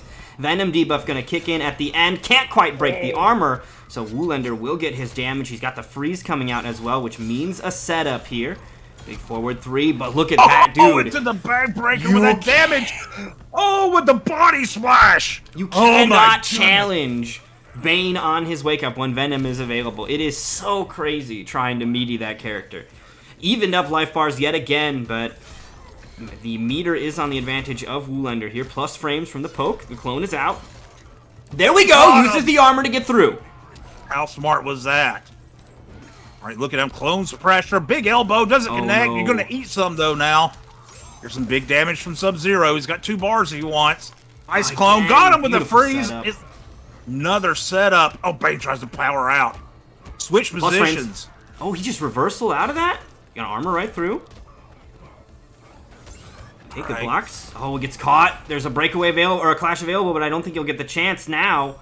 He's sitting on 4 balls of special. You can't go home with it. The throw will do it. Oh. And just like that, Woolander takes it, but what a wonderful series that was. Yeah, that was incredible play from Stryker, putting on a great fight. You love to see that, Bane. Hopefully looking forward to seeing some more of that in the future, because I would love to see some of these players continue to throw down. Stryker is obviously one of my absolute favorites here.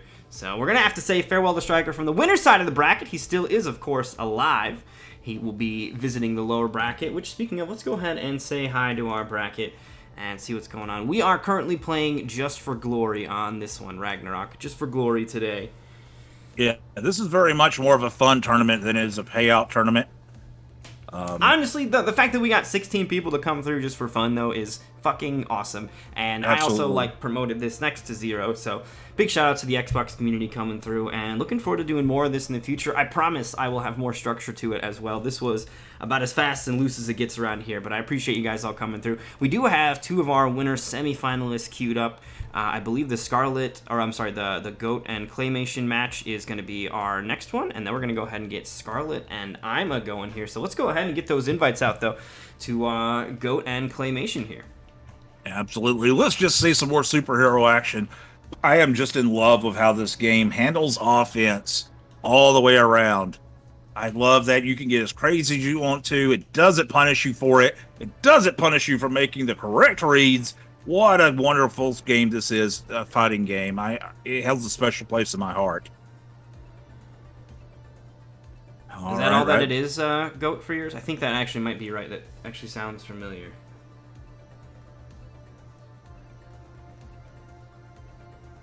And then, Claymation, I need your gamer tag as well. He asked if you could send another invite. Oh, there's a 4. I don't know if you got the first one, though. I did not, so that's a weird universe that we could be living in. I'm not sure what has happened. Okay, he just put it down. It's CL4YM4TION.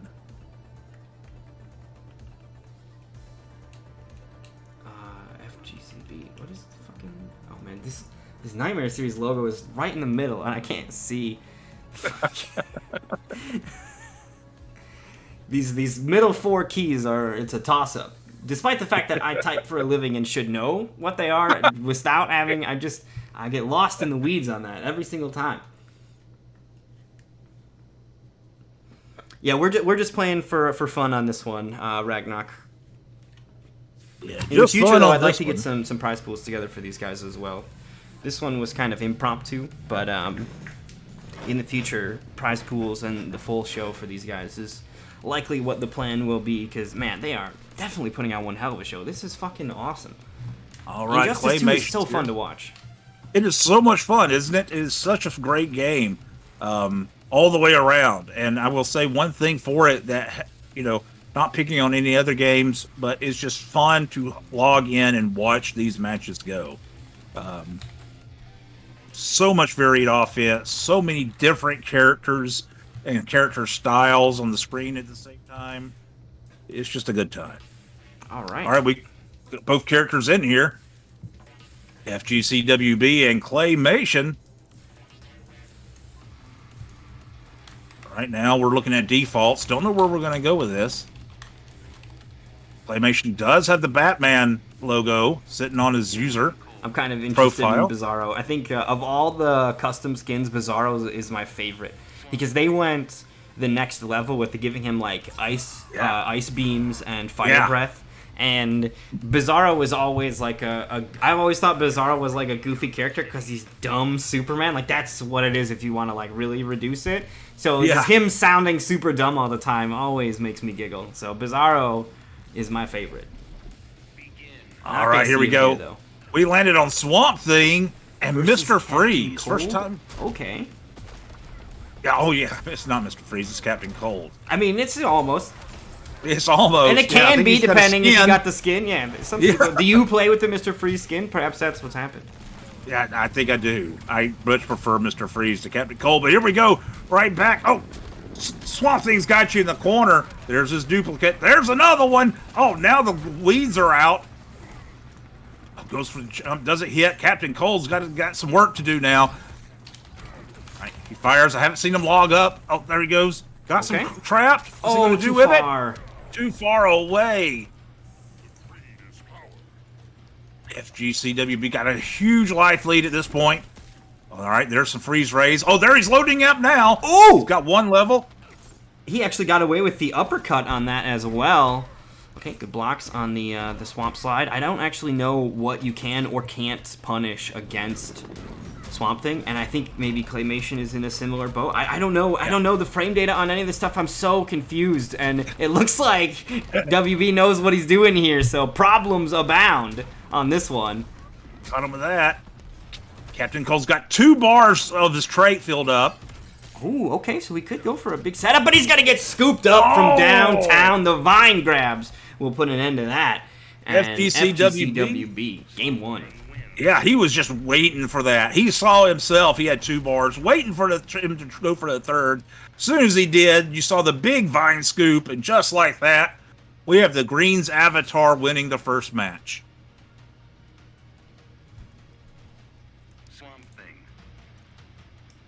All right, let's see what Claymation's going to go with now. Is he going to stick with Captain Cold? Okay, I'm going to be switching over to Batman here. So. Switching over to the Bat. Now, the Bat's what he's got is set on his user profile. So let's see what he can do with this. The Bat is a very solid character in this game. Oh, yeah. Batman, I think one of the key things for a solid Batman play is bat management. If you can properly manage your bat timing so that you're basically always have them recharging and always have one up almost, I think that is going to be a very key thing. So we'll see how Clay manages his bat. So far, hasn't summoned him yet, but plenty of opportunities here. And, oh, that's not going to be it yet either. Goes for the throw. You're going to get blown up. Wow. There you go. All right, Bat's got him in the corner. Try to put some pressure. Here comes Swamp Thing right back out, though, doing Swamp Thing things. Goes for the knee. Gets blocked. Oh, goes for the big kryptonite fist. Gets blown up for it. Yeah, I was trying to armor through it, but excellent spacing here from WB. Gets caught with the overhead. Now the bats are up, but immediately gone. I think, that's the first activation. The first activation is guaranteed to be all 3, but now it's going to be about if Clay can find those opportunities to summon your bats when there's only 1 or 2 of them available, so that you can kind of always have that threat, because the access to the bats give you safety on your stuff. They give you all sorts of like crazy cross-up potential. This character gets wild with the trait. So far, though, no trait summons. Combo extenders, you name it. He's got it. There he goes. Going right back in. Trying to take off that first bar, and just like that.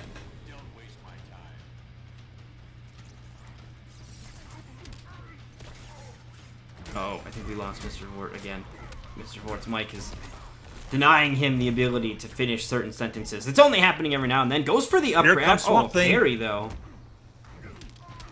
Okay, behind you. Got him in the corner. See what damage he can do.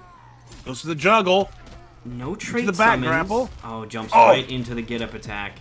The thing is, you cannot cross up Swamp Thing.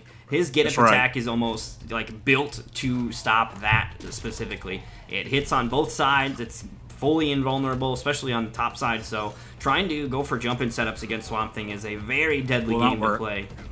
Yeah. Uh-oh. All right, Swamp Thing now got you in the corner, got you in the weeds, and finishes up Claymation for that round. Health bars was much closer. Claymation's on the right track. There's no doubt about it. I think, as like Dream's alluding to, though, better use of your trait would take you a long way in this. And Swamp Thing's kind of been denying that so far. Yeah, he hasn't been able to really iron out those perfect moments to get that trait built up. But, Batman could not be the primary character for him here. I do know Claymation decided to hop in. He was going to just watch, but he decided to hop in to make the bracket an even 16. So, hey, and he's doing a great job to get this far on the winner's bracket. Yeah, he already took somebody out or sent him into the loser's bracket. He won his first game. So, Claymation is still putting the work in here, but there may still be some rust on these gears. I think he was content to let them sit idly, and he decided to hop in last minute. So I don't think he was fully tournament prepped and still putting in work here, trying to make it happen. Big jump in here we go. From Mikey. Look who's on the screen. Dude, I love it. We got Mikey play is always exciting. The turtle. I love watching the turtles go at it in this game. Oh, got caught with the scoop. Watch out for that vine grab. Goes to the low. Oh, caught, catches him again. Oh, armors through it with the skateboard. Got you knocked up. Oh, he fell out of the combo. Tries to cross him up again. You can't do that with Swamp Thing, my friend. Swamp Thing going in. Caught him with the low. There you go. He's got the first bar gone. Wings pop out for some reason. Oh, caught him right again. Come on, Mikey. You can fight out of this. Okay. Popped out. Had to do the clash. He's got full meter, so he will be able to get a grip of health back on this, although he wasn't missing quite a lot, so he'll only go for 25%, which is almost perfect there. I think 30 would have been overkill. Plus frames from the back 3. Swings with the skateboard, but the patience from WB, he's just not flinching here, and it's going to cost him. He's kind of respecting those frames, essentially. Yeah, there's the armor. Got him caught there. This should be a big damage. Oh, he dropped the last bit of it. Timing's just a little bit off right now, my friend. Yeah, that Nunchuck Fury is not easy to combo into late. It's got a really bad startup, or slow startup, I should say. Caught him with a low kick. Oh, sends out the skateboard. Here's an interactable as well. Swamp Thing blocks it all. Oh, he goes for that jump that? in. Surprised that dropped. The Swamp Thing right back. Nice blocking. He only has to hit the bottom, but there he gets stuck again. Ooh. Swamp Thing saying, you got to block your toes, my friend. And that's a mix-up he's got. It's an overhead or a low, right? So, like, Swamp Thing has mix available to him. I believe the log is safe. Maybe there's a gap that you can armor through it or something, but if you're not fully ready for the Swamp Thing matchup, which I gotta be honest, very few of us are, I get fucked up by almost every Swamp Thing I run into. I think, actually, WB fucked me up with his Swamp Thing, like, yesterday. So, Swamp Thing, a very, very tough character to find your bearings against if you're not fully versed in the matchup. But it is going to be WB moving on, and we're going to go ahead and get Ima and Scarlett in here for our next match. Both good showing from both competitors. Way to go, fellas. All right, Mr. Claymation, though, if you'd leave the lobby, there you go, my friend. Thank you very much. And we'll get the next two characters inside the match. Continuing this, we've seen so many new characters. You know, it's not the same ones. We've seen the whole range just about of characters coming out today. Haven't seen a Green Arrow or a Black Canary yet. I was kind of thinking there's going to be some of those in there. Haven't seen either. Oh, I think your hopes for a Black Canary are slim, but Green Arrow could maybe happen. But I have not seen any canaries. I've seen one decent canary in my time playing the game since I've even come back, but I don't know if Canary's going to be on tonight's roster. Green Arrow, though, I think Green Arrow's got some stuff. He's a very good character, yeah. Spent some time with him back in the day. Not saying I was tournament ready with him by any means, but he was fun to play with. But now we got both of them in here. We got Ima and Scarlett looking at each other. We saw Ima earlier. I believe he was the Dr. Fate player. No, Ima was playing Grodd. Oh, the Grodd player, that's right. Oh, Ima just picked Dr. Fate. Now, he does have a Dr. Fate, though. I was talking about his Dr. Fate, so he's got a good Dr. Fate in there. But currently, he's also going to be, he's running Grodd before, so it looks like we will get a chance to see that Dr. Fate now. So this will be our first repeat from a not the same person. And Scarlett, Wonder Woman. I've ran into the Wonder Woman a couple times in ranked. Never goes my way. Been robbed a few times in the process, but this Wonder Woman is really solid. So we'll see how the Athenian deals with all of this zoning that I'm sure Ima's going to be looking to put on the screen now that Dr. Fate is here. Oh, caught him with a shield. She's got a little bit of projectilage of herself. So see her throw the shield again. Here goes the lasso. Gets caught up with a teleport, though. This will be some good damage. Ooh. Oh, into the interactable. All right, his trait popped his trait. Trying to get the red balls Beautiful going. Parry. Look at that. Going to use those Athenian bracers to shut down some of those slower and more predictable zoning routes that Ima might be going for. There it is again. Another parry on those slow-moving orbs. This time the orb's going to sit still. Going to be a bit of a barrier here and do not cross. Oh, he caught him with the overhead. I think what he actually used is the Ankh, right? He used the Ankh after the overhead got blocked. Such a crazy bit of play, but Dr. Fate is one of those really wild characters that can essentially use a certain move while he's doing other moves. Oh, caught him with his shield, trying to get in and blew him up. Scarlett is taking the first round here with that Wonder Woman. Now, Wonder Woman, although she can do some zoning, she doesn't quite have the range that Dr. Fate has. Well, yeah, Lizard Tank plays Canary, but Lizard Tank I haven't played him yet, so I haven't seen him. But he was saying he plays Canary, but we didn't get to see him. There's that Ankh getting ready. Slow ball caught her. Goes on another one. Gets blocked with the bracers. All right, tries to recharge. Doesn't work. Catches her with the uppercut. We're both on the same health bar now. Scarlett's still got a life advantage. There goes that slow one. Let's keep it. Lizard's still alive, too, so we may actually see a Canary here. I might have spoken too soon if he can stay alive in the bracket. Look at this. There's those overhead Ankhs. Oh, man, those Ankhs are so crazy. Oh, goes for the charge. Doesn't work. Gets blown up. Oh, has to clash out of it.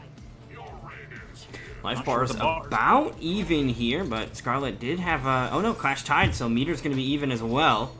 Okay, there's another parry. Yeah, another parry. Tries to go in. She's trying to get in on Dr. Fate so bad. Oh, goes for the amplified. Doesn't work because he jumped out of it. Caught him with the shield bash there. Goes in, finally gets him. Oh, knocks him away. That's not quite where he wanted to be. Ooh, I must spend some meter as well, so no more access to... okay, now there's some meter spent on the other side, so he does have the meter advantage for a clash here. It's going to be very important. I think clash is such an interesting defensive mechanic. Yes. Oh, but not going to even need to come up. There's just the salvo there from Dr. Fate. The traded up bolts will do it. Scarlett just not able to find the opening to get in. And that is going to be game 1 over to Dr. Fate. Scarlett, though, of course, putting up an incredible fight. We'll see what the response is as we move into game 2. Now, I ran into Scarlett online. They also have a pretty decent Harley as well. So Harley, a character that can maybe hold her own with zoning. I don't know. Harley's so fun to watch. She's looking at it now. Oh, here goes another character we haven't seen yet. Power Girl, who's a very fun character to be on screen. And Supergirl's going to be able to teleport, right? She's got access to anti-zoning tools that are going to really shut down some of this zoning approach that we see from Ima. So I think Ima might even be forced to switch, but I've also seen his Dr. Fate play a really solid up-close game as well. So we'll see what approach he wants to make, but immediate tools that come to mind is Dr. Fate likes to zone, and this character likes to teleport around it, so going to be tough. Yep, going to be a tough match, but here we go. She's trying to go in. Matching them right now with some laser vision. I think I said Power Girl earlier because I have the Power Girl skin on there. Yep. If we see a cheetah player, it'll be called Vixen. We know. Yep. You got it. All right, going in hard. Got some blocked up into the corner. Oh, gets blown up when he comes out. Goes to the teleport. Doesn't work. Doesn't open him up. Nasty swings. Eye lasers, catches him, though. He's got 2 of those onks ready to go overhead. There they go! But she jumps around into eye lasers. Oh, caught him with the anti-air eye laser. These eye lasers are actually... Like, we haven't seen a teleport yet. I think it's the threat of that, plus some really solid spacing game here from Scarlett that's allowing her to keep the edge right now. I mean, the air lasers, the grounded lasers at these, like, perfect timings, and it's a resource that recharges on its own, so as long as you're not emptying it out, it's kind of always got that threat. So really solid management here from the lasers, too. Absolutely. You could tell that Wonder Woman, although has some zoning available, just can't match, Dr. Fate. So she picked a character and said, hey, I can match with you via traits.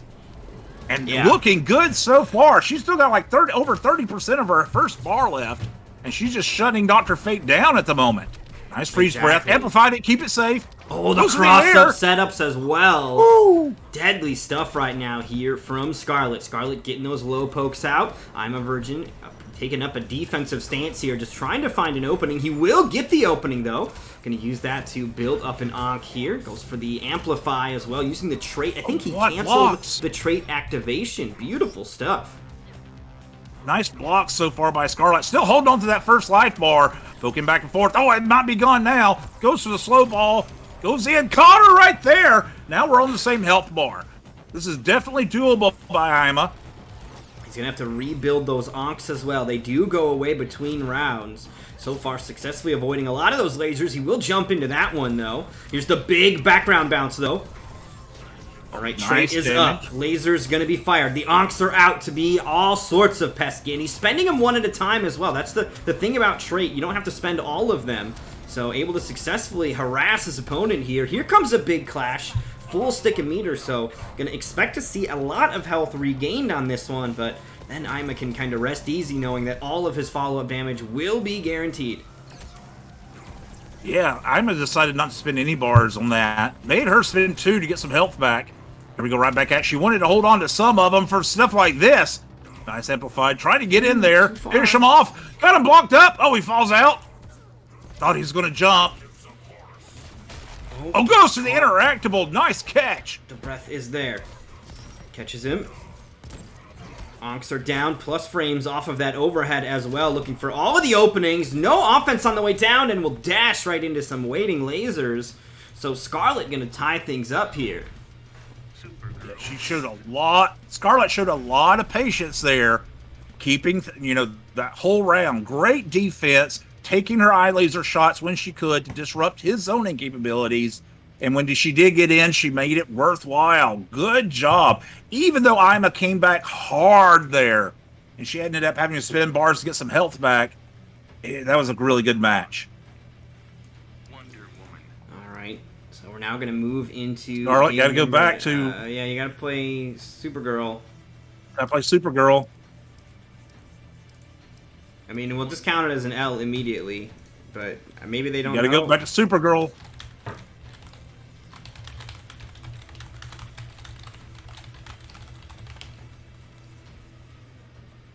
Gotta play with the character, Scarlett. Gotta go back to Supergirl, my friend. I let them know on Discord. We'll see. Hopefully they get the message. There we go. There she goes, right there. Scarlett, pick Supergirl. Looks like it's going to go against the Gorilla. So we finally seen a, repeats of characters again. I think only for the second time tonight. But I'm not going to complain. Here comes Gorilla Grodd.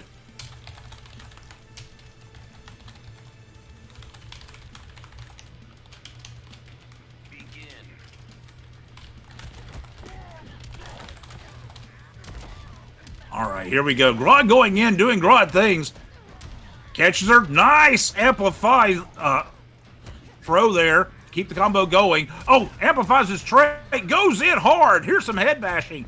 Got Supergirl back to the corner. Nice air dash. Try to re-get. Oh, got him with the super psychic air stance.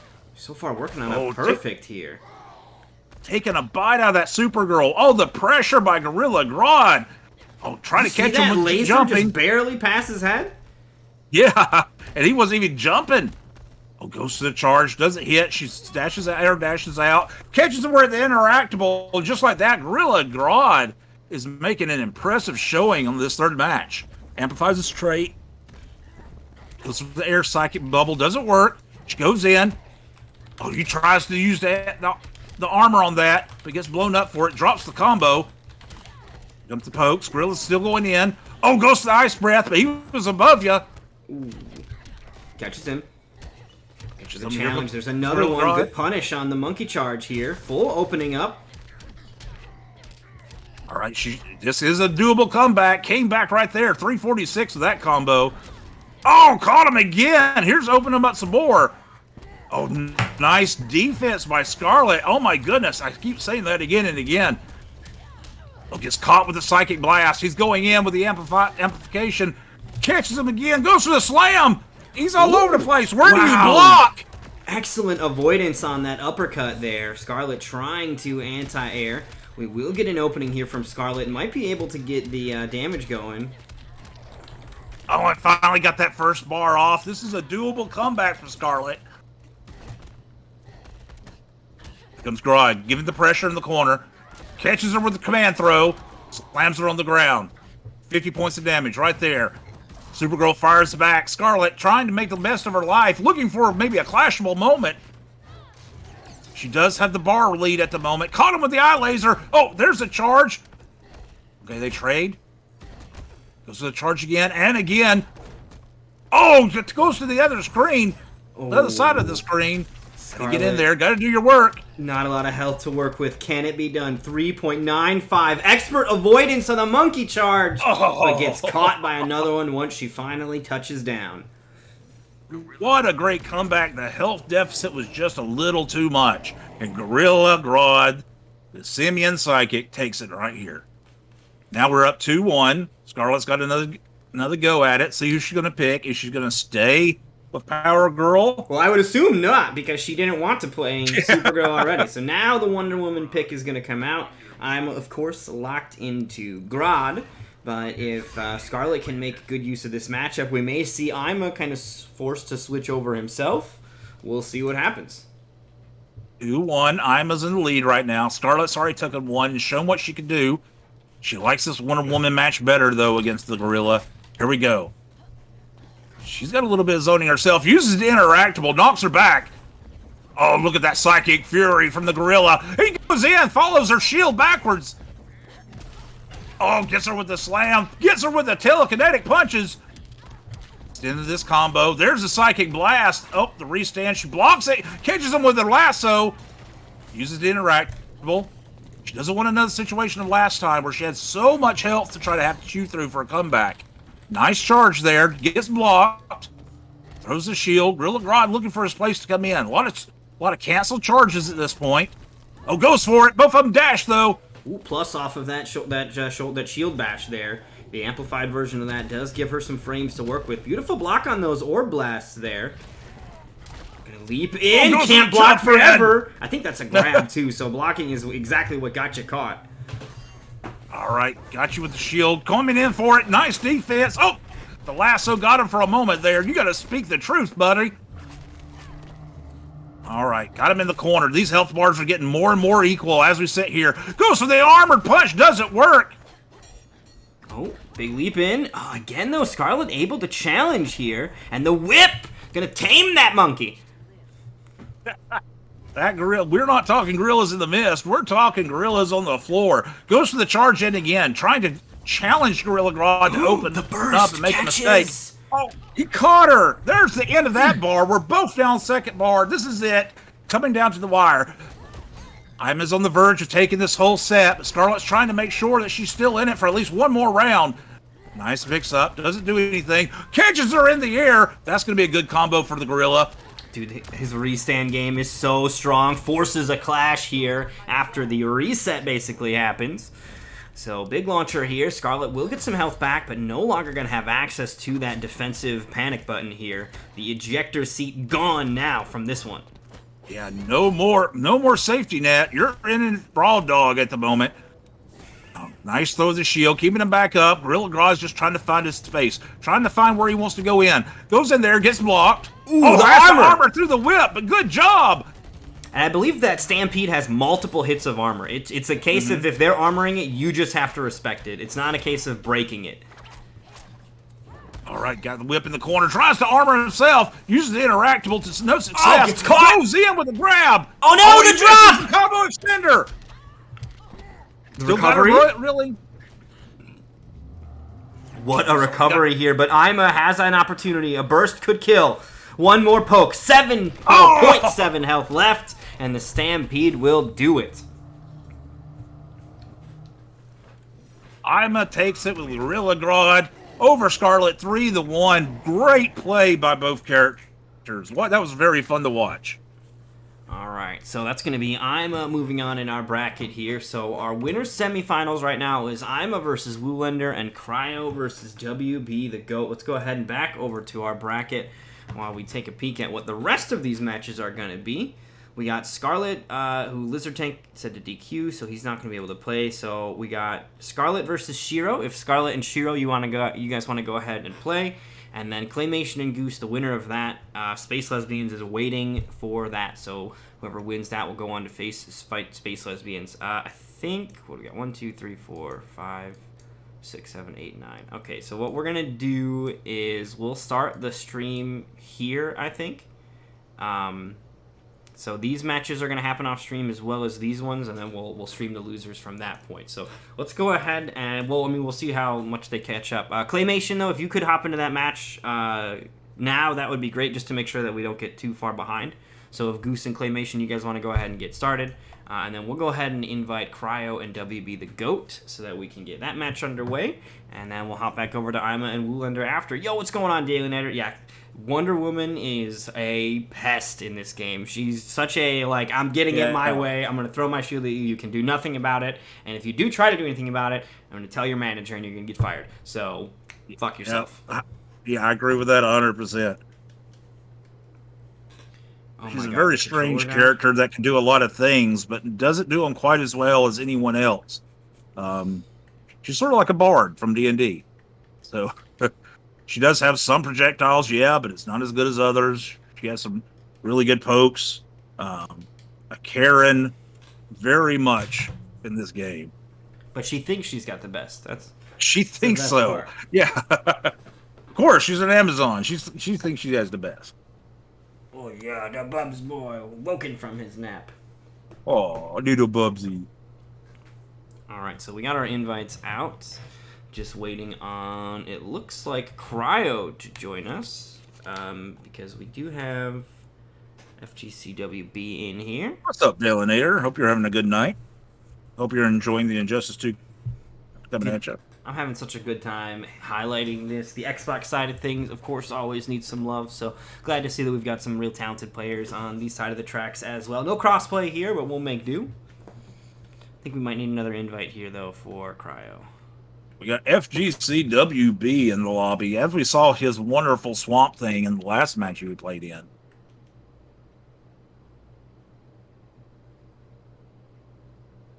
What?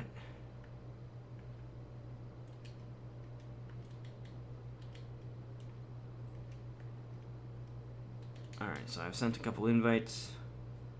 Whenever you want to join us, Cryo. Looking for Cryo, trying to make sure he's still here. Yeah, I don't even know what his Twitch name is to add him. I thought it was, oh no, it's some with a V in it, right? Yeah, V Cryo Blood. Citrus and Claymation. Gonna go off of it out of stream, off stream here.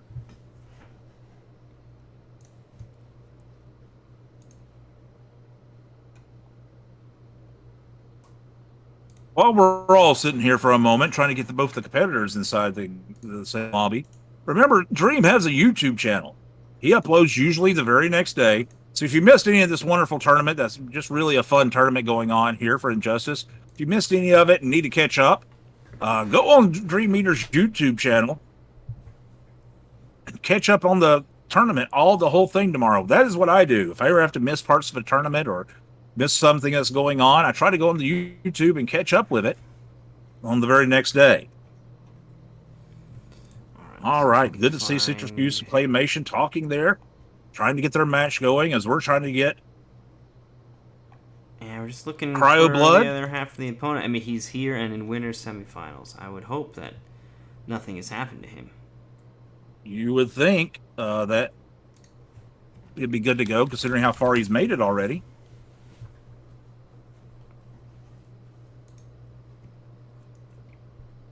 You want me to try an invite? Yeah, you can try to send him an invite as well. He should be in your recent players too, so perhaps mine aren't coming through. I've hit him up on a couple of different mediums as well. But you know, like sometimes people's internet just goes out. Sometimes your mom comes in and you get grounded, and that's just it. Your tournament run is done. So it does happen. Maybe that's what's happening.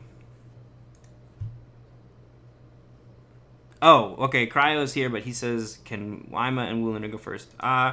Unless they don't want to. Ima and Woolander, do you guys have any opposition to going first? I typically like to give people a moment to breathe because Ima did just play. But if Ima is down for playing again, then I'm fine with it. So it's up to Ima and Woolander what they want to do. And one thing about these tournaments that Dream puts on, especially in these no prize pool tournament, a lot more lax in the rules. You know, as long as everything, you know, the other competitors agree to it. This is for fun. This is for us. You just showcase your skills and everybody have a good time. Now, don't get me wrong. If we're into a tournament with money, that might be a completely different story. All right, so Ima needs a memento. He says about 2 minutes, but I do believe that he'll be down to fight. So he's going to take care of something. So yeah, if Cryo... Unless Cryo needed less than 2 minutes, we'll go ahead and run the Ima match, I guess, instead. And we'll have WB and Cryo fight after. So we'll go ahead and get some invites out to Woolander and Ima instead then. And then if WB, if you want to back out. If you back out of the lobby, please, WB. We'd sure appreciate it. We'll get you on the next match instead. Of course, definitely a spot for you just waiting. Alright, so another invite over to Woolander. Thank you, sir. We appreciate it. So this should give us another Sub-Zero on the screen. Or actually the same Sub-Zero with those nasty ice clones that I want back so bad in Mortal Kombat. Yeah, I gotta say, you know, the ice clone usage has been really, really exciting here. It's not just been kind of used as the typical wall that you see it as just like a preventative, don't approach me kind of way. His use of it in setups, we've even seen a couple of anti-air conversions from it. Like, it has been all over the place with some crazy plays here from Woolander. So this Sub-Zero is insane. And would you look at that? The Lord of Atlantis has blessed us with a massive host. Thank you so much, Mr. Aquaman coming through.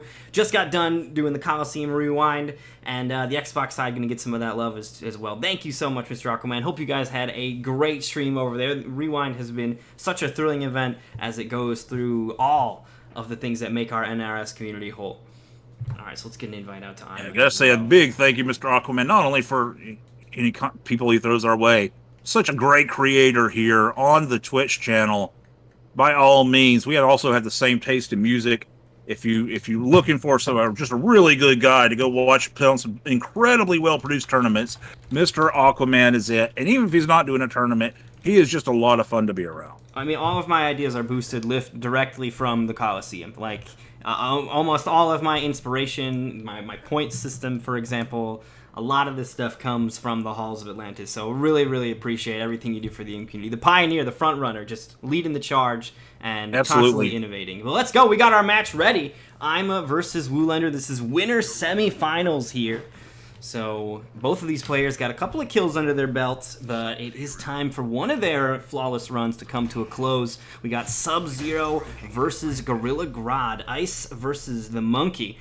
I'm curious if the clone's going to be effective. We saw Stryker, when he was using Hellboy, able to effectively circumvent the clone with the leap, and Gorilla Grodd has a similar tool in his own leap, so we'll see if that's as usual. He can't, like, air dash out of it, so it's not as quite crazy air mobility, but still has some access to some tools to get around stuff. Beautiful use of that interactable to stay over the slide, but just slides all over the place here from Woolander. Oh, nice catch. She knew that slowpoke was coming. Was able to jump. Oh, but look at that setup with the ice clone. Woolander putting in some work. There we go. Tries to catch him with the big ice axe. Doesn't work.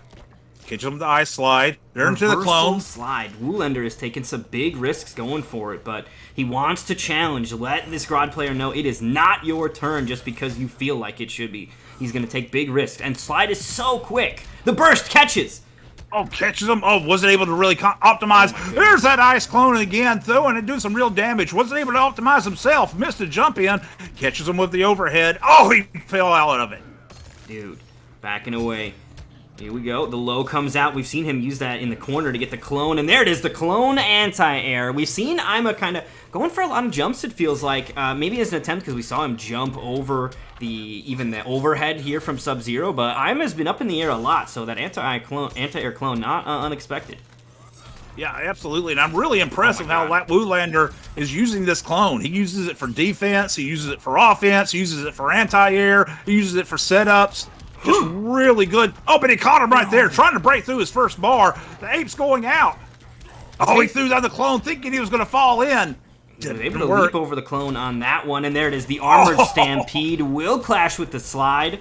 So Ima is able to get through that first health bar, but unfortunately he's got a long road ahead of him. But we're talking Grodd damage here. Crazy mix-up. He's now completely immune to projectiles. So could be the tool he needs to turn this around, get some damage going. Although, of course, a clash still available here for the Lin Kuei.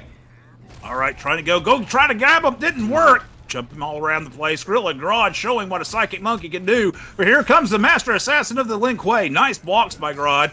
Here, have an ice clone. Oh, goes for the armor. Doesn't work. Careful. Ice right, clone point using blank. offensively.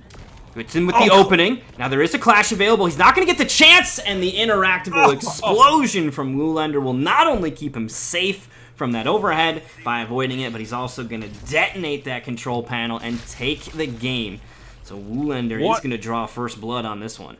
What a smart player there, recognizing where he was on the camera, on the screen, recognizing where the interactable was and what he could do with it. Just a great way to go ahead and finish it out and end that comeback from I'm a Virgin right now.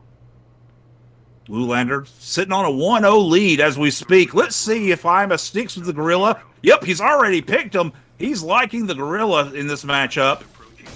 I think that it's not that, Gorilla Grodd has awful tools here, and that game was somewhat close. It seemed like Woolander was, for the most part, in control, but I would also argue that's what Sub-Zero does. He's a character that is kind of built around controlling things, so, you're going to have to, in some ways, accept that he's going to be in control, and if you play solidly enough, make some reads on these reversal slides, for example, you're going to be able to turn things around. Exactly. Oh, Gorilla trying to go in, activated his trait, tries to jump. He's immune to projectiles. Oh, caught him right there. Oh, just said it. He's immune to projectiles. Tries to throw an ice ball. Doesn't work. Gorilla Grodd doing the mix-ups. Here we go. Right back over. He's going to keep this combo going. Oh. Look at all that damage, Dream. Okay, there's that blocked slide, but just a poke for the punish. That's leaving quite a bit on the table here. The clone now available. Full bars also here from Woolander, so it's only round 1, but he's got a lot of resources. He'll dump 2 of them on the overhead launcher. He'll likely spend a third here for the freeze. Very meter intensive, but look at the damage he just cranked out. We're back to even life bars now, and the clone saves the day as he tried to respond, and Woolander takes round 1. We went from monkey domination to monkey getting his butt kicked just like that. Look at that. Armor on armor. That was wild. We saw Ima use that armored interactable earlier in the evening, and it's like Woolander took notes. Here's the clash being forced. Woolander still sitting pretty on that first health bar, though. 43 health remaining, and that's one of those injustice kind of things. Is like, oh man, I got to get him off that last hit, and you don't want to spend a lot to do it. He'll spend some meter here, but in some ways, I know myself, it always feels bad if I got to spend meter or trait or something, you know what I mean, to close out that last little hit. Here we go, right back. We're on the same health bar now. Grodd doing his psychic jumps, slamming into the ground. Beautiful reset. He's got really good hit percentage on that reset tonight as well. Here's the restand. Gonna keep the combo going. Catches him again with a cheeky little reset, and Woolander's health bar just obliterated before our eyes here. He's got a lot of meter, 2 bars now, so he could clash if he gets caught again, but I got a feeling that Ima's gonna likely go for some kind of unclashable damage here. Is gonna cost him? It's gonna cost him. He neutral jumped through the throw. Didn't work. Went off the interactable. Okay. All right, here's that interactable in your face. He activates his trait. He's immune to projectiles. Freezing won't work. Now, can he walk through the clone when he's underneath that? Or does he still have to worry? Oh, the burst caught him! No, he goes in a slide! Won't be enough. If he had enough health to survive that, it would have been an armored stampede, and it would like an amplified, and would have done the damage and killed him. That was a crazy ending there, and literally pixels allowing Woolander to get away with that one. So Woolander will pull away a 2-0 lead here, but that game right there, honestly to me, says anything could happen as we move now into game number 3. Game number 3, here we go. Gorilla Grodd's really taking Sub-Zero to the limit of his capabilities in this. Woolander getting just the slightest of victories on that last match. So Ima's coming right back with the Gorilla King.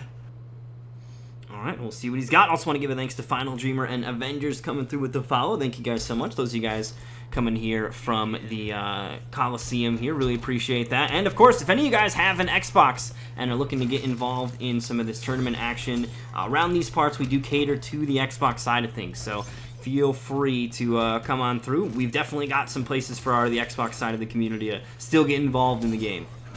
Oh, caught him when he was trying to activate his trait. But here we go. Hit the traits on. Clones don't matter anymore. Oh, he blasted him right through. Caught him with that. Got him with the slam. This is going to be a combo extender. Here we go. Grodd's got him. Oh, look at this damage. That health bar just melts continuously. It's the interactable. Oh my goodness, Woolander, there goes your health.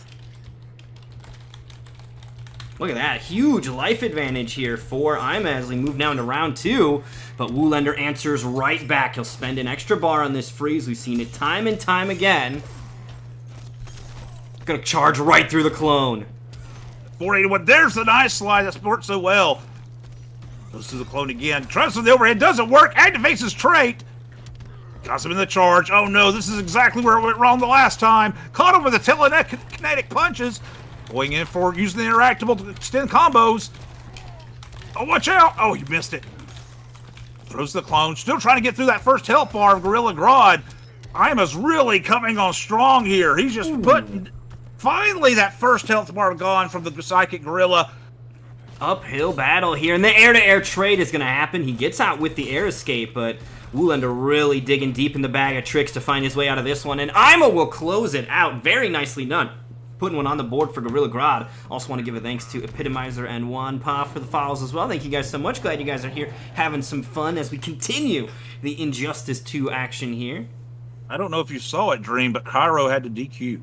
Yes, I did see that Cryo had to go, so that is unfortunate. Hope everything's all right with him, but we will trek on nonetheless. And we got Swamp King coming through with the follows. I wonder what character you play.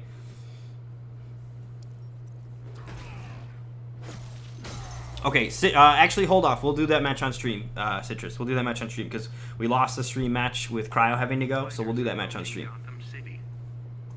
All right, we're in the Gotham City. Seeing another throwdown here. All right, Lin Kuei versus the Gorilla. Round 4. Woolander sticking to the Sub-Zero pick. Poking to clone is going to get that first hit of meter. That first hit is so valuable. I think that's maybe the one thing about MK11 that I was like fine with a change. Because I gotta say, first hit me, I would get anxiety over getting poked. Even in MK11, just like getting poked, it would get so like not having that emotion, totally fine with. Here we go. Got him froze. This is just a turnaround from the last one. Last time, Gorilla Grodd went wild, blowing everything up, deleting Woolander's health bar. Woolander says, "I can do that too," and just like that, I'm a Virgin's first health bar is gone. Although he got caught right there. There should be a combo extender. Got caught in the telekinetic punches. Got him with a psychic blast. There's the reset as well, and there's no clash, of course, on first health bar. We could see a flip out, but instead, Woolander's just going to save that meter for later. And Ima doing an excellent job of looking to make a comeback here. In fact, he might just do it. He basically took 2 damage, not 2%, 2 damage of chip. That's it. And actually 1.7 if we want to get real technical. 1.66. Yeah, I can do that too. Comes right back at him. Oh my goodness. These two characters, if you blink, a health bar is gone. Both of them are trying. This setup right here is going to be so important for the one of them. Dude, flying monkeys is terrifying. I cannot believe that they made it a thing. All right, caught him with the throat. Caught him with the check. Okay, armor's right through the clone toss. Full meter now for Woolander. I'm definitely not out of the woods on this one yet. These health bars are even, but that meter has been such a valuable part of Woolander's arsenal here, so the fact that he has so much of it is still scary. Stampede on Stampede. Stampede going through Ice Clone, then going through Ice Clone again. Oh, there we go. Psychic Gorilla's in charge. Trying to watch the Psychic Blast. Goes for the leap. Oh, what a smart ice slide right there to get away from that. Plus frames off of the shoulder check there. He will get through the clone with the trait, but here's that meter coming to play for Woolander. Goes into a completely unclashable damage setup here, and this is going to change the scenery as well as we now go up to the top of the movie studio. Air to air. He's got access to that Anubis statue as well. Don't get too close. That fucking Anubis statue. Oh, the Anubis statue! He's not going to go for it. He doesn't want to clash, though. Beautiful patience there from Ima, and this statue is not enough! Oh no! Here's the clash. Couldn't break out of it because he knew he was going to die. Holy shit. What a crazy closeout. 25 health. I think that he will actually survive the chip. Gets under the movie projector. Ima needs a little bit, and there it is. The Stampede finds the mark. Game 5 coming at you. These two titans are going at it for your entertainment. Gorilla, Grodd, and Sub-Zero just destroying each other on the screen. As soon as you think things are going one person's way, the other one breaks out and says, "No, I'm here to stay." What a great back and forth this is. All right, Woolander, don't expect him to change. He's still on Sub-Zero. Committed to the Sub-Zero pick here, it looks like. I can completely understand that, and I respect it. The Lin Kuei in the house, my favorite Mortal Kombat character ever. Sitting here with the superheroes, going throw for throw. But this Psychic Monkey, I tell you, the king of Gorilla City is really, really tough on him right now. There's that first hit of meter. Got that first hit. That meter's his. Goes for the charge. Doesn't amplify it. Oh, catches him right there. Oh, nope. Wasn't able to keep it up. Watch out for that ice clone. Goes for the slide. Oh, he gets punished for it. Oh, into the interactable as well. Ooh, uses the armor. Woolander's been using doing a great job of using that armor through interactables, through all sorts of options here tonight. Gets the cross-up setup as well. It's going to be big damage here for the Lin Kuei. Absolutely, Lin Kuei got him now in the corner. Oh, there's an ice slide, but he ice clone, but he armors right out of it, puts up some big damage. He says, "I don't care about your axe. Let me get out of the way." Oh, goes for that amplify. Gets ice slid. Oh, these YOLO slides from Woolander, but they're working out. Yeah, I think every one of them's almost hit so far. Oh, catches him in the air when he activates the trait. Another big burst. Gonna spend the meter. That covers everywhere. Covers everywhere. That first health bar is lost. Oh, Again? he does it again! It's like he's only got one move and it's fucking working. Let's go. That was 3 in a row. Automatically had the flash. Woolander, both of them spending 0 bars off of it. Just wanted to stop the momentum. This is going to be the life bar here. Woolander going to stabilize. If you look, the life bars are fairly even, and Woolander with that meter advantage could very well turn this one around. Ima had a solid opening, but... As we saw in the last match, you blink and one of them will make a complete health bar disappear. Oh, here we go. Clash has already been spent as well. He's got to hold all this damage. The reset connects as well. Ima going in with Gorilla Grodd right now. Oh, what damage. Woolander trying to go for it. Big overhead plus frames. Keeps it going. The clone to keep him safe. Now, Grodd does have access to his trait. He'll get hit out of the activation. Here's the opening from Woolander. Hard knockdown. Clone is available as well, so it's not curtains just yet. Oh, no! He's him and interactable. There's the ice clone up. He's only got a hit left. Now the trade is gone. He can't get away with the weird bursty shit. Oh my goodness! Is this gonna kill? I think he's fine. The scaling is gonna be okay, but oh my good, that means that the clock has reset on the Grodd trait. He's not gonna be able to get away with a burst. Holy shit, look at that, 25 to 38 health and then line caught him over to interactable! Oh my god. What an incredible set from these high-tier players! Oh my goodness, that was amazing! That was insanity. Oh, that was such a good match. Takes the risk again. Are you telling me Slide is unsafe? I care not. I care not. It doesn't matter. I'm ice sliding, baby. That was what a wonderful set. Last hit, you couldn't ask for it be any closer than that. Yeah, I mean, the only surprising part is that was just winners semifinals. Like, we still have a little bit of time left here tonight, so I hope that you guys still have your heart monitors out and haven't pushed over the edge just yet, because we're not done. We're not done yet, boys and girls. We got more sets coming at you. Woolander took that one, right? I almost had to Woolander took it. Ooh. All right, so I must just send the losers. Oh, what? Okay, recorded. So what we're going to do is we're going to go ahead and hop into the lower bracket now. We have our winners finals ready to go. It's WB the GOAT versus Woolander now. Woolander's going to take a quick breather, and we're going to hop over to the lower bracket where we're going to see Goose versus Space Lesbians. Oh, wait, no, they played? All right, well, never mind. So they already played, so we're going to do Goose versus Ima then.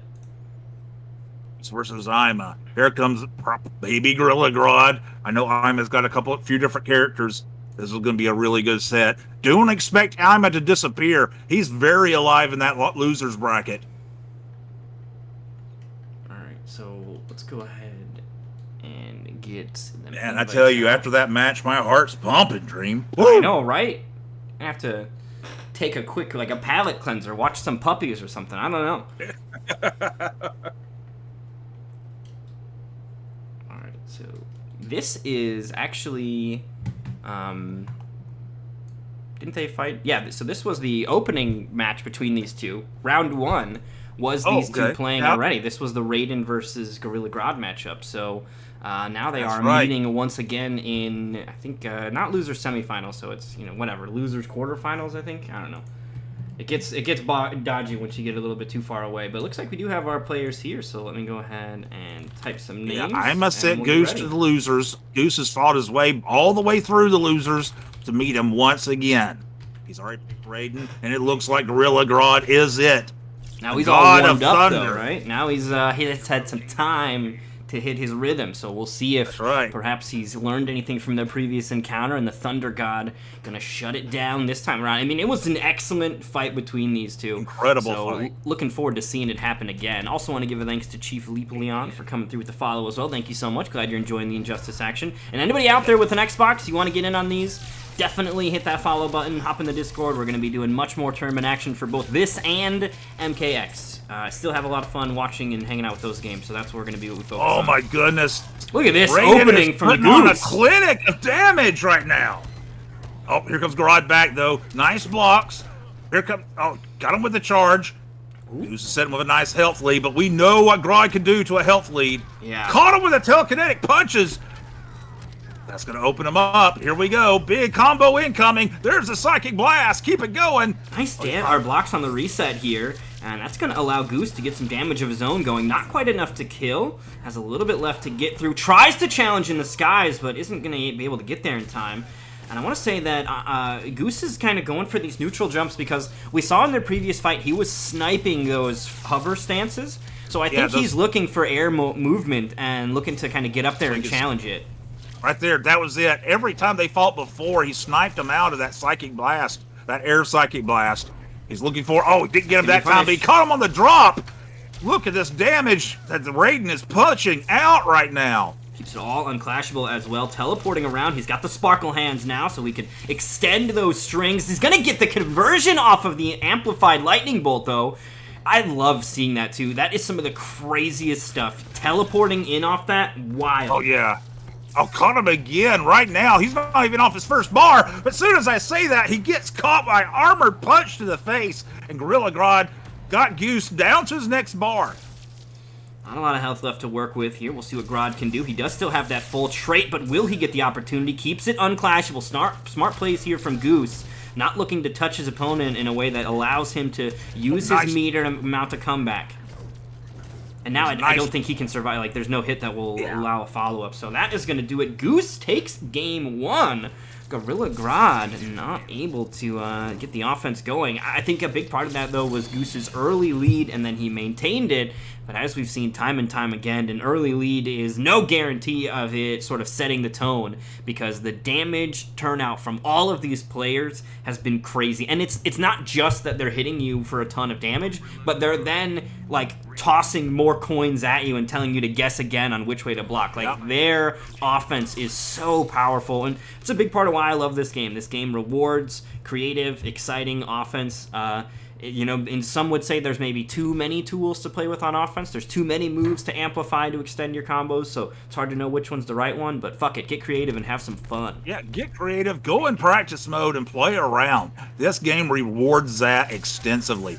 Here we go, Raiden catches him right there, nice teleport, get him out of range, right back in, right back across. Look at this, Dream. He's all over the place. Yeah, zip-zopping all over the place, and that is one of the crazier overheads in the game, mind you. That move that Raiden is doing where he teleports to the other side and is putting the sparks in, that's an overhead. You need to block standing the other way. Can't believe people complain about Scorpion's teleporting in Injustice 1, and that is a thing now.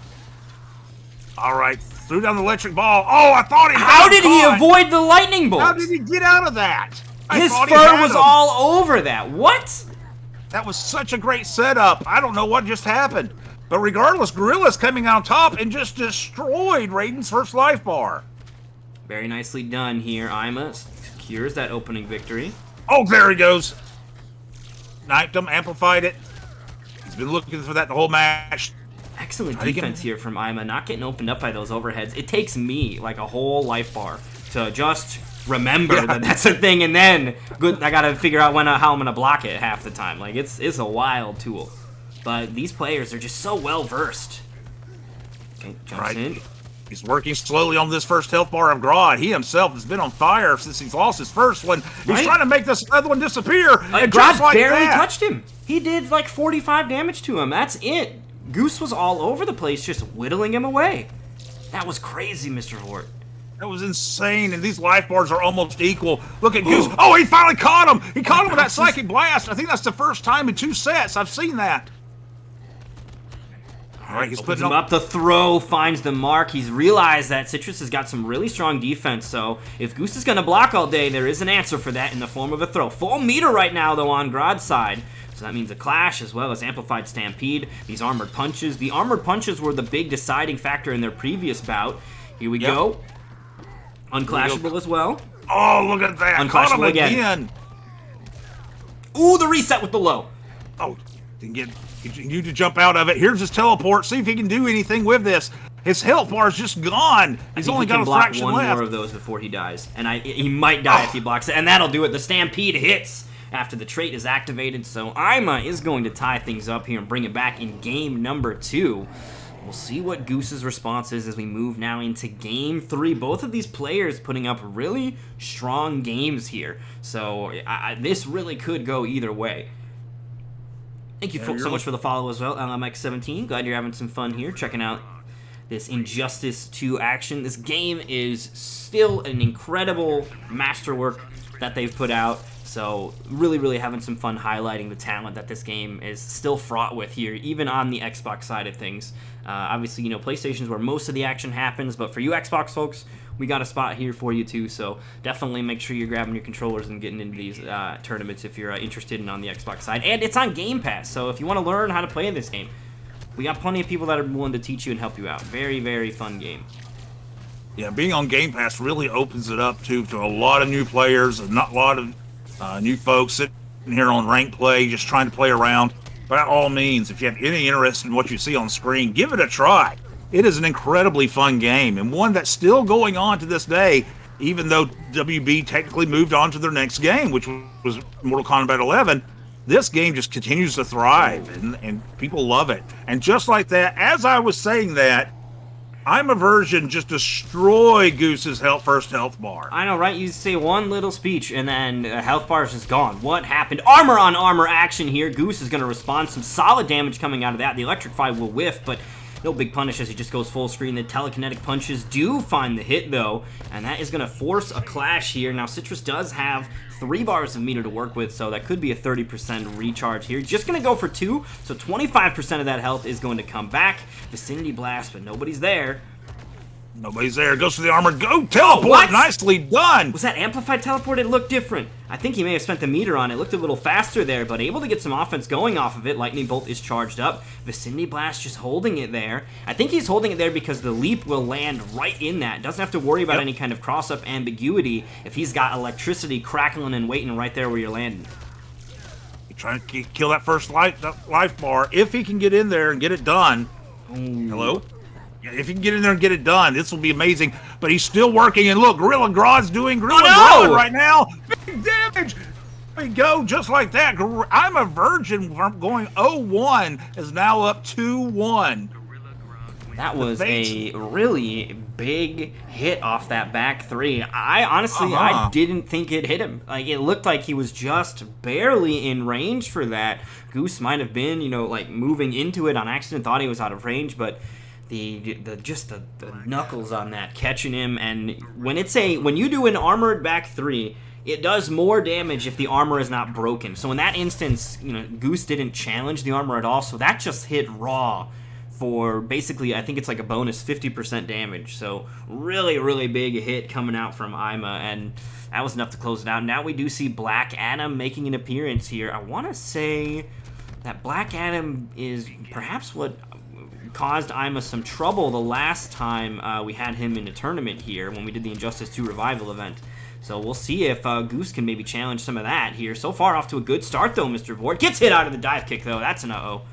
Absolutely. Back in the day when this game was going strong, you used to see a million Black Adams. They have such high damage. Yep, such high damage output. It's such a good character that, I mean, you could do really good things with him. Look at that. I'm not putting any of them down. He's a great character to play. Yeah, this is a character, partially because he's a legacy character, but Black Adam was a character that I was able to, you know, kind of quickly pick up, and his trait made hit confirms one of the dumbest and easiest things to do in the game. So I definitely got carried to some Black Adam victories for sure. I'll wear that badge of honor. Hey, there's so many characters. Ooh, double dive kick. Look at this conversion. Oh, he got him! This is the fancy Black Adam stuff. And, you know, all those Black Adams you may have seen, they were not all doing this kind of play. So Goose definitely showing he's one of the upper echelon here in the Black Adam arena. Big damage coming out. He'll force a early clash from Ima. Obviously not going to go for more meter than that. It wouldn't have been worth the expenditure. Here we go. Got him knocked down. There's see the lightning burst. Ooh. Oh, caught him with the interactable.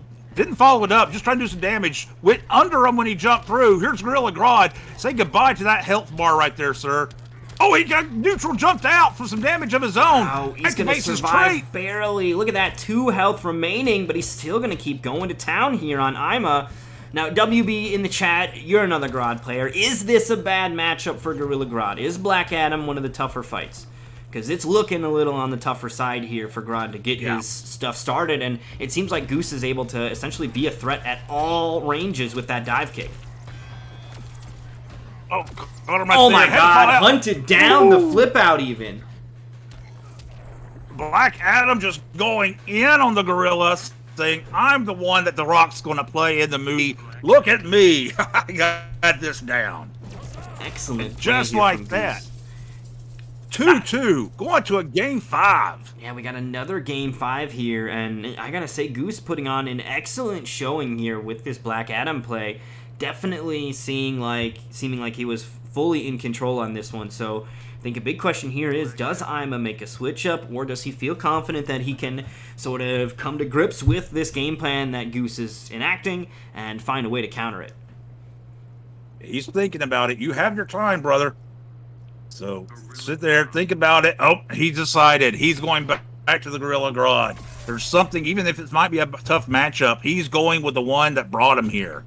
All right, it looks like WB is saying that it's a matchup that for the most part is fairly even, might be slightly in Black Adam's favor, but for the most part about a 5-5 here. So I think it could just be that Ima is needing to get a moment to adjust, right? He played Citrus earlier tonight. It was Raiden all the way. This is the first time he's seeing his Black Adam, so he might just need a moment to kind of download the offense that's coming at him. We'll see how he does here in their final bout, though. Game number 5. This is your last chance to figure it out. Big throw to open things up. So far, Ima doing a pretty solid job here. Goose hasn't been able to get anything started. Another throw will find its way home as well here, Mr. Fort. Oh, with the interactable. Look at that. Goes for the uppercut. It misses. Gorilla Grodd just took half your life bar, and you haven't touched him. Okay. His first opening here. Gets the cross up there. Gonna get some solid damage here. Background bounce. Ooh, drops the combo, it looks like, perhaps. Oh, nice charge move. Into the grab. You really see how Ima's kind of changed gameplay real quick. It's really kind of thrown Goose off guard. So Ima did just really need a moment to adjust to this Black Adam play, and the adjustments seemingly have been made here in Game 5. Solid life lead here. Big opening, though, from Goose. He's going to get the follow-up as well with that dive kick combo. 380 damage here. Cleanly jumps over the interactable. The dive kick connects, double dive kick, and keeps it going. Just enough to kill. Goose with a beautiful closeout, and he didn't get touched. So we got an even match here, Mr. Vort. We got an even match. These two Titans just taking their turn doing damage. Oh, the Psychic Blast caught him. This could be some big damage. It goes with, yes, he caught him. Up again. Oh, he has to clash.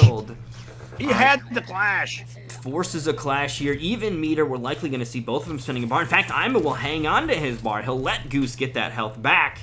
Not going to be enough to get him back to even, though, as Ima has not been touched yet. There's a weird trade. Not able to convert, however. Goes to the dash. Doesn't work. Pops his trait. Lightning balls surrounding him. Ooh, big caught him uppercut. and jump in. This will be a big damage potential for him. 214 switches positions. Goes for the charge. Got him with the lightning blast again. Black Adam's trying to decimate this poor animal. Okay, here we go. Nice throw again here from Ima. I think this is the most throws we've seen so far from Grodd, but the big jump in from Goose is going to give him some damage. Oh no, he'll drop the combo, and he'll pay with a throw. Black Adam's got to get his trait back up. No more floaty lightning balls. Goes for the dive kick. All right, Grodd's trait's up. Got him with the Psychic Blast. Goes for the jump. Okay, oh, into the charge. This is where catches. Oh, he's jumping all over the place. Palpatine hands are there. The telekinetic punches. This could be it. He's got amplified back 3. He goes for the big jump in. And Ima will take it 3-2. What a great match in these final stages, man. Absolutely. It just keeps going back and forth, and Ima showing what Grodd can do in the right hands. People, when the game first came out, called him weak, but as people started playing more and more with them, you can look to see what great things Ima could do in the right hands. And man, no disrespect, but that was a hard match. I mean, just with any character, that was really well played on both sides. You got to see great Raiden, a great Black Adam, and a solid, incredible gorilla that just going wild on your screen. All right, so what we're going to go ahead and do is we're going to hop back over to, I think, winners finals, so that we can let Ima take a breather. We'll get we'll get WB the GOAT and Woolander in here. So they're going to go ahead and find it out in our winners finals, and then we'll be able to close out the rest of this bracket here. So let's go ahead and get some invites out here for WB and Woolander. And that is going to be an exciting match. Now, it could very well be another Grodd versus Sub-Zero match. Because, I believe WB is also a fellow Grodd player, but we did see his Swamp Thing earlier, so there is some potential that we'll get a couple different characters from him. So we'll just have to see once the character selection happens. What did I invite him to? We got FGC WB in the lobby, sporting that Grodd banner.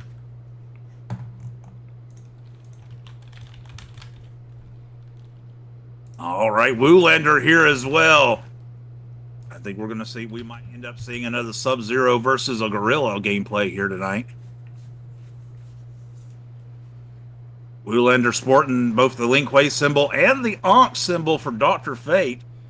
Yeah, I've seen his Dr. Fate as well. It's really strong. He's also got a really solid flash. But I feel like Woolander can actually play a variety of characters. Those might be the 3 that I've seen, but definitely not the only ones in the arsenal. And Swamp Thing is going to be coming out from WB, it looks like. So Grodd is going to take a back seat here on this one, perhaps. And we are instead going to see the King of the Forest, a different kind of King of the Forest, come through. Absolutely. Swamp Thing. Let's see if the Avatar of the Green could go against the Grandmaster of the Lin Kuei in this matchup. We're going to Gorilla City where Grodd rules. Kind of ironic since he's not here.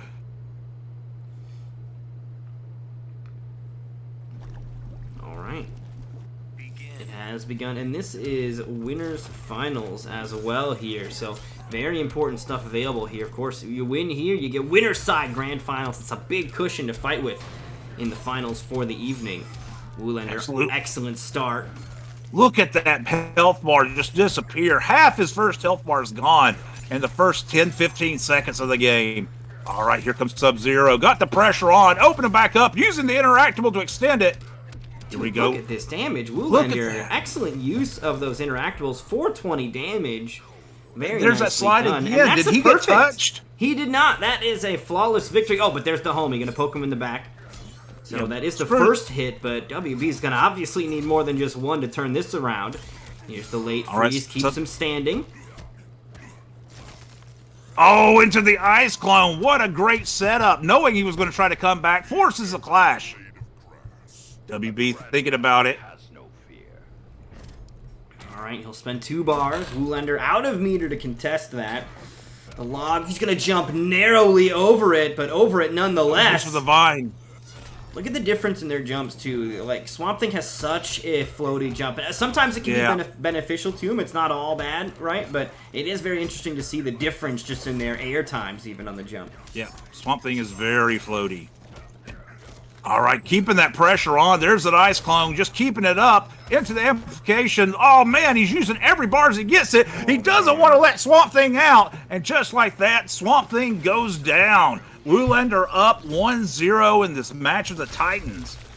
Yeah, I want to say that the amplified ice burst where he does the shoulder check is plus. So he basically gets a free down one into it again. Now, there is a possibility that you can like armor through it or something, or maybe you can push block it. Like, there maybe are ways to deal with it. I don't know all of them, so I'm not 100% sure how to deal with it. But nonetheless, I know he is plus there. So Woolander kind of taking his turn and hanging on to it. And WB not able to find a way out if there was one. Oh, looks like we got Silver Ring of Valiance coming through. Silver, thank you so much for coming through. Silver Sandbag and Valiant Shade, the host of Silver Ring of Valiance, bringing the host over here as well. Thank you guys so much. And all right, caught him in the air. Follow too. Thank you. You notice he switched back to Gorilla Grodd and automatically trying to do Gorilla Grodd things. He's got a good chunk of his health already gone. Oh, nice drop into the ice hammer. I mean, we saw what was happening with the previous Grodd versus Sub-Zero matchup, right? It was damn close, so Grodd can definitely get this done. Both of these characters can put out damage like you wouldn't believe. Uses interactable, then goes for the clone, but he's popped his trait and was able to block. Oh, he balled him in the air, but it didn't work. He got brought back down by the Lin Kuei. Going back around him right now. There's the ice clone. Oh, he powered through it. This is going to be a big damage combo. Yeah, excellent stuff here. He'll catch him with the overhead as well. Not going to keep the combo going, and the clone just barely saving Woolander. That ice clone paying dividends. Oh, dropped him out of the combo. These health, he armors through the ice clone, but gets caught with the ice slide. Woolander will throw that out at any point and any time. He just doesn't care. Yo, thank you so much for the follow as well, Cook CL. Glad you're having fun here checking out this Xbox Injustice action. I know most of the action happens on the PlayStation side, but I am telling you, these Xbox players are out here knuckling it up just as hard. Absolutely. Now, Grodd's forced to clash. He still hasn't got through Woolander's first bar. He's got a lot of stuff to deal with. He'll get a decent amount of health, 25% back, but here comes that slide right back into the ground ice hammer.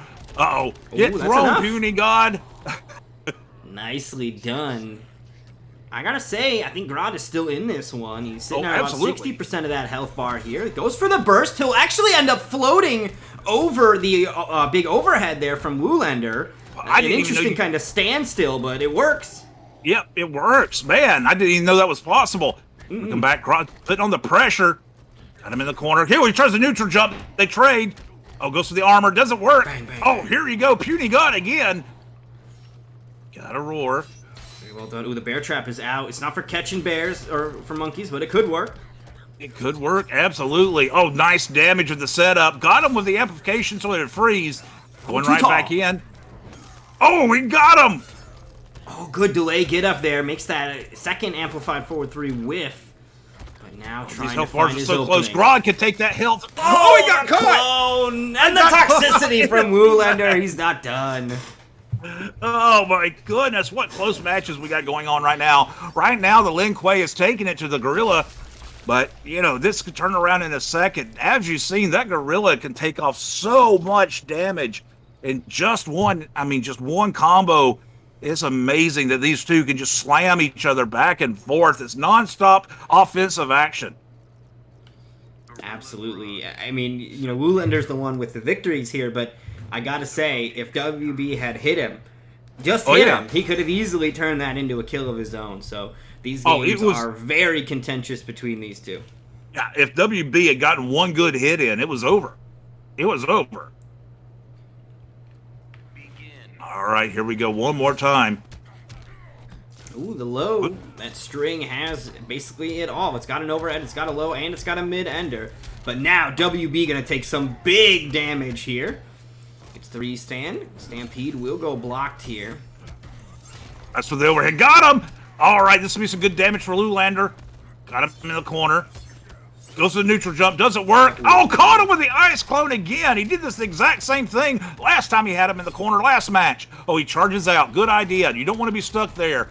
Nope. Nice damage. Keeps it going. Plus frames off of that, but Woolander, expert use of the interactable. I gotta be honest though, I gotta say, I think WB is gonna be looking to utilize that interactable and make sure he cannot escape again. So don't be surprised if you see a setup. There it is. It comes tumbling down on top of Sub-Zero. All right, got him with the ice clone. This might be the end of his first health bar right here. Does he have enough bars? No, he doesn't. Goes with the overhead. Oh, caught him right there with the kick, though. First health bar for Gorilla Grodd is gone. Let's see, just one touch. Gorilla Grodd can do the same thing, though, now.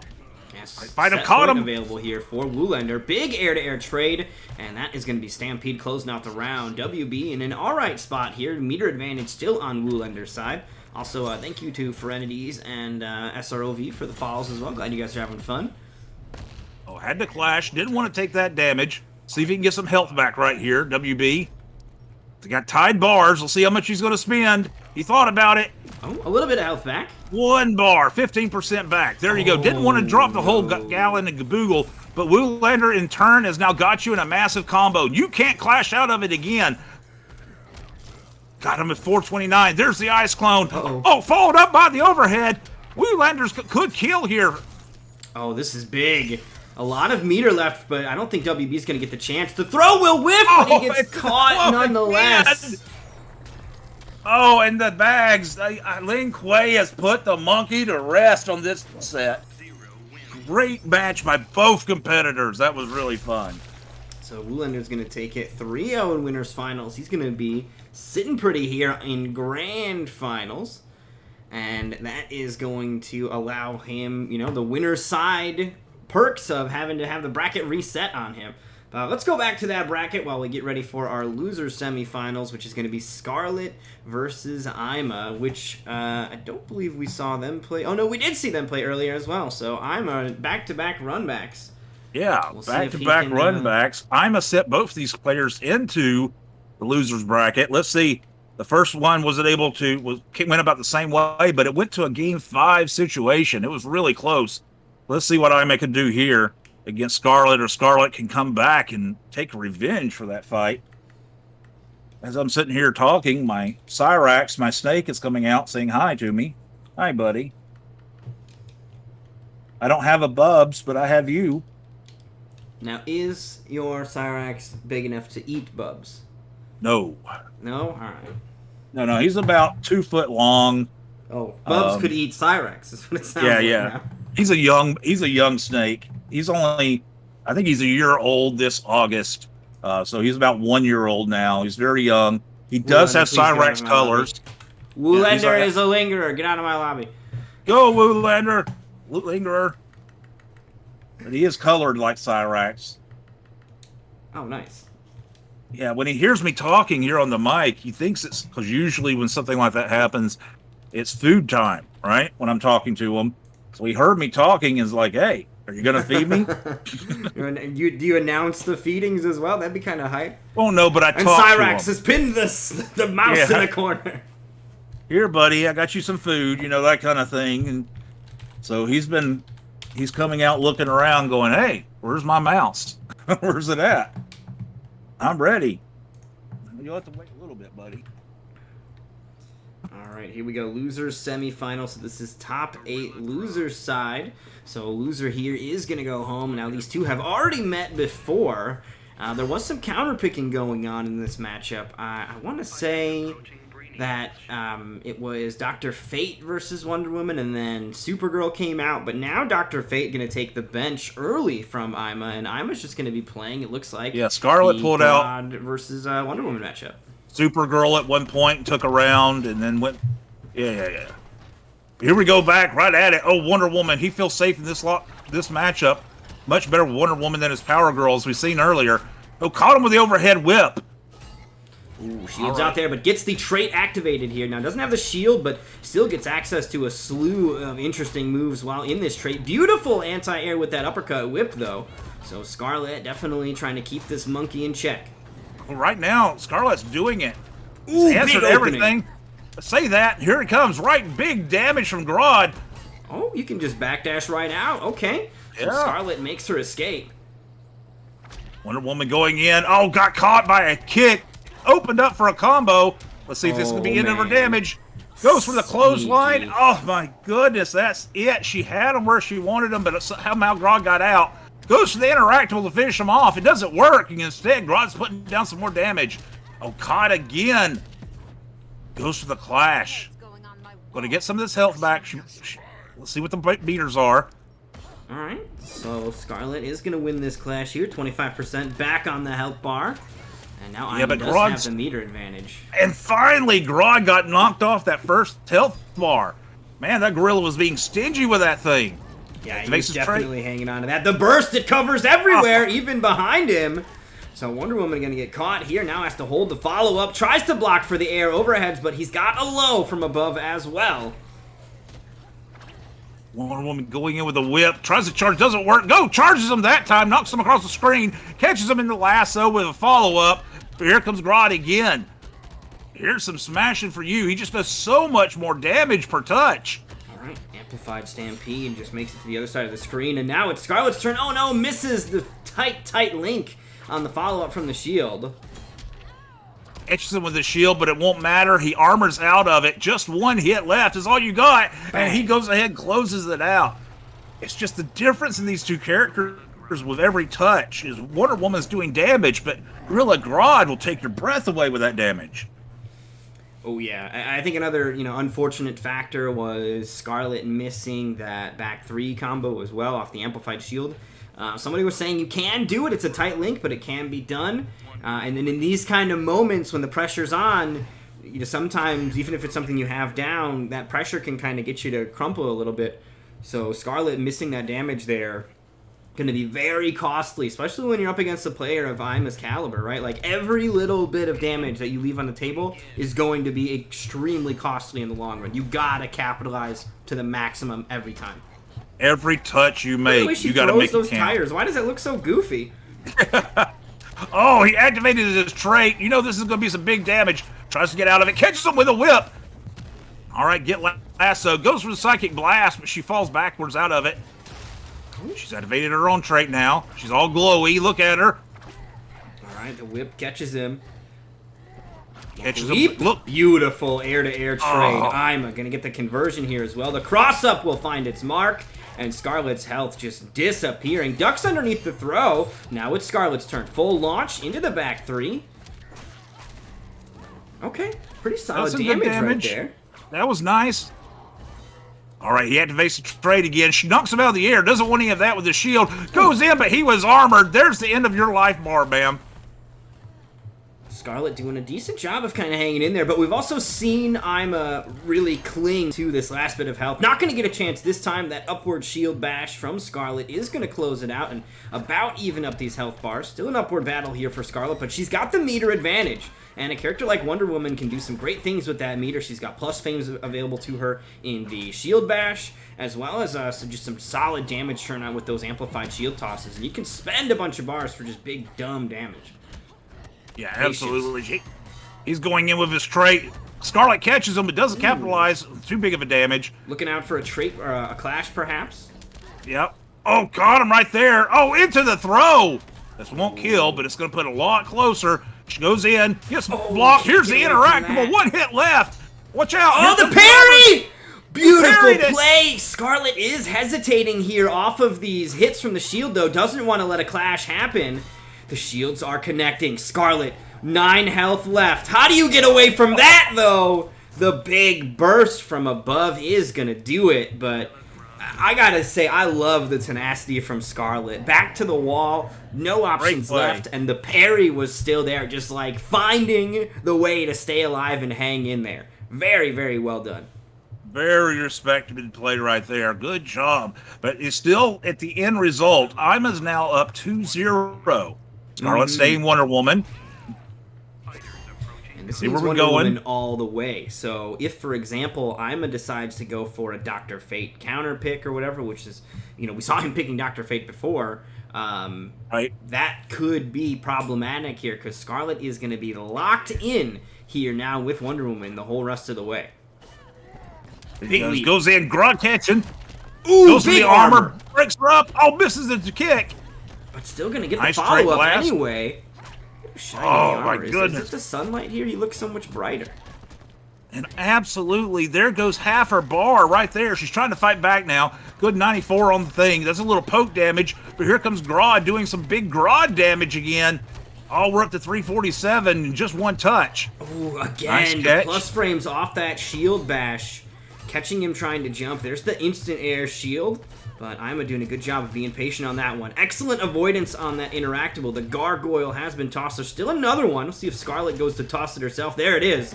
Big toss coming out. Shield bash is there. Oh, he just ran right through the whip. He went right through the whip. Nonsense, I tell you. He didn't care if he was telling the truth or not. He was getting him some of that Amazon. All right, Psychic Blast. Gets caught with the shield on the way down. Still got all of his first bar. Got her. Here's the setup. Oh, goes for the armor from the poke. Got a clash in the air. Just like that. Let's see how much Scarlett's going to come off with. Went with 1 bar. 15% basically comes back. Back where she was. Still on that first bar, though, a Gorilla Grodd. Nice shield bash. Takes some of that away. Interactable thrown. Oh, and just the air combat right there. The whip rules and finally gets him off that first bar. Wonder Woman's got you in a corner. What are you going to do? Scarlett about to take this life lead here, spending the meter. Now, of course, there is still a clash available for Ima. Solid damage, though, here from Wonder Woman. 371. Good. The air-to-air trades. Goes to the whip, tries to space him out, doesn't work. Grodd's coming through. Oh, misses opportunity right there. Oh, the whip behind her. Oh, such a nice job done. Oh, Gorilla Grodd's activated his trait. There's that Psychic Blast. Oh, the telekinetic punches. He's got a lot of life to dig through here, though. No clash to stop this. This is all happening. You have to respect it. Here's the follow-up. Now the mix. He got caught. Got caught. That might be it. I think it is. The first time. Gorilla Grodd. Again. Oh, my goodness. Such damage off one touch. I mean, that's what it came down to. That first combo happened, and it really does kind of play into, like, all right, you got one guess left. If you get hit, I think that was the throw. I still don't fully know what that is even that's happening. Because he's got a string that looks kind of similar, but there's like a throw from the leap, but then he's got the string that's like an overhead that you get. I don't know what happened, but what I do know happened is Scarlett lost. So that is going to be Ima staying alive and sending Scarlett home with a 3-0 victory. And would you have thought at the beginning of this tournament that someone told you that Gorilla Grodd is going to go all the way? No. No, Well, I wouldn't have expected that. And Gorilla Grodd is going to go all the way. Guaranteed to go all the way to grand finals. It's going to happen. Because we got a Grodd mirror as well. We got a silverback throwdown here. WB the GOAT versus I'm a Virgin. Both of them Grodd players. We'll see if either of them is going to kind of budge and go for a counter pick. But we are going to nonetheless see them throw down here in our losers finals. We're going to get some invites out. 2 matches left. And this is the first of them. WB the GOAT versus Ima coming up next. Up next, stay tuned. And remember, Dream has a YouTube channel. If you missed any of the content tonight or you missed any of the parts of the tournament, he always puts it on the next day. So just go on there, do what I do. Go give him a follow. It's a free way to support the channel, support prize pools and such like that. And I always try to catch up on tournaments that I miss. I try to go on there the next day and check it out. But as soon as we say that, we got both characters sitting in this lobby right now. I'm a Virgin and FGC WB. 2 Gorilla Grodds is what they've shown us tonight. So we're just going to see, are we going to see some monkey-on-monkey violence? And I will say, you guys have been hanging out, building up some channel points, so let's go ahead and see if you guys want to gamble with them here. If you guys want to put some predictions in on who you think is going to win this set. We're going to do it for this one and grand finals. So Ima or Scarlett. Or not Scarlett, Ima or WB. Only one of these Gorilla Grodd players is going to make it out of here. All right, there's 2 gorillas staring down at each other. The buttons have been pressed. Boys and girls, we're going with some monkey-on-monkey right now. Let's see which one of them throws feces first. Some sort of weird mating ritual here. They're trying to get the female's attention. So none of us should intervene. We just have to let this happen. This is part of nature. This is how they show the bitches what they're made of. Technically, neither one of them are monkeys, though, I think. I think apes and monkeys are different differentiators in the science community. So you'll have to forgive us, but right now I'm seeing some apes just beating the crap out of each other. Somebody wants that monkey tail. Look at this. Ima is having a great start right now. This could be a clean closeout on the life bar. A little bit of health left here, but the telekinetic punches do it. Oh my god. What happened? I would like to maintain the calling of him a monkey. I don't care. I think it's a funner word to say. So. All right, here we go right back. Ima is just really blowing up on the combos right now, crossing FGC up here and there. FGC's really got to find a foothold here and make some of the bar disappear for Ima. Ima activates his trait. FGC going in. Got him caught. Here's going to be some good damage for him. Finally get some of those bars knocked off. Stand it. Very good. 388. Great combo. Dude, these marsupials are just going at it. Yeah, these monkeys are really just throwing down. I don't think they have pouches, though, so I don't know if they're marsupials. I'm not changing my stance. Ooh, big B to the chest there. But both of them. Okay, interesting trade, but Ima just going to continue to press buttons here. The armor will connect as well. Yo, he used that normal? I don't think I've seen anybody use that normal all night, so that was interesting to see. Doesn't get the full combo, but keeps it going with the stampede here. Ima still on his first bar. Armored charge busts through, though. FGC's going to try hard to get him off that. One more hit's going to do it, though, for FGC. He catches him, and just like that, we're down to our next bar. Step on the skull, buddy. He's only got 30 health left to work with. Let's see if he can make a miracle happen. Not going to have it. The poke right into the telekinesis will do it, and Ima takes game 1 of this monkey showdown here in our losers finals. Yeah, the great ape is shown to be Ima for that first match. Let's see what FGC does. Does he stick with Gorilla Grodd? It's not, and we said this about Mortal Kombat, some people just aren't good at the mirror match, right? Yeah, I myself, I'm not fond of mirrors in general. It rattles me from the character select screen alone. So if I will typically try to go for like the counter pick. I'm going to be the player that will usually budge first and go for some kind of counter pick or something when it comes to the mirror because I don't like it. I don't like it whatsoever. Oh, the grab automatically starts it. Oh, this is going to be combo extension. Here he goes, pops his trait. Get you behind you, Psychic Blast. We're still going. Oh, nice block. Finally caught, stopped the damage. Already that bar's disappearing. Oh, misses the link there with the Psychic Blast. Gets blown up with the interactable. For a mirror match, I appreciate that it's easy to tell which one is which. Yeah. Their outfits are very, very different. So yeah, I'm not having a struggle here to figure out what's going on, because that is a problem, especially in MK11 where they can like still wear the same colors almost, but it's like slightly changed. It's a slight different shade of purple. Yeah. And it's like, none of you should be purple. That's Scorpion. What are we doing? Yeah. And here we go. FGC showing out and showing up. Just destroyed Ima's first health bar. All right. Ima's going to fire back. Stampede cancels. Gets him with that monkey paw. Nice poke. He goes, tries to charge. Doesn't work. Goes for a charge cancel into a grab. That's going to be just about the end of it. One more poke should do it. A wake up charge doesn't work. He charges him right back. So we're about equal now. Both on second health bar. The life difference isn't that big. Yo, he caught him on the way down. Interesting. Yeah. But it looks like Ima is ultimately going to take the bigger victory out of this. He'll get some unclashable damage to follow. Swing and a miss. Big armor. Got him with the armored. That has been happening repeatedly here. Just over and over again, you see WB poking that armor, and he's paying for it big time. Ima takes a 2-0 lead right now. And now I think is where, if a counterpick's going to happen, it has to, right? Like, you don't have any other choices left. You either try to tough it out in the mirror match, or if you think you can perhaps put a different character in the way of this Gorilla Grodd, and this is when it's going to happen. We'll see what the decision is from WB. I know we've seen him play other characters. We saw his Swamp Thing early in the night. We've got Swamp King in the chat making the suggestion. So we'll see if Swamp Thing ends up coming out to save the day. I have a feeling that Grodd does win the Grodd matchup, though. I'm going to have to agree with Shiro on that one. Yeah, a sneaking suspicion. Yeah, I think it really depends which one of them's eating better when the throwing feces match up. You know, you don't want it too runny. You definitely don't want it too solid. So whichever one's kind of living off the best diet, I think that's the one I go with. Because solidity will halt production. Solidity is good as a projectile, but it will halt production.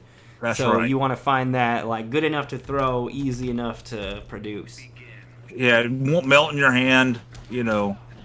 But we do no longer have monkey on monkey action. Now we're looking at a completely different monster. The lanterns have come in to close this one. And it's a white lantern.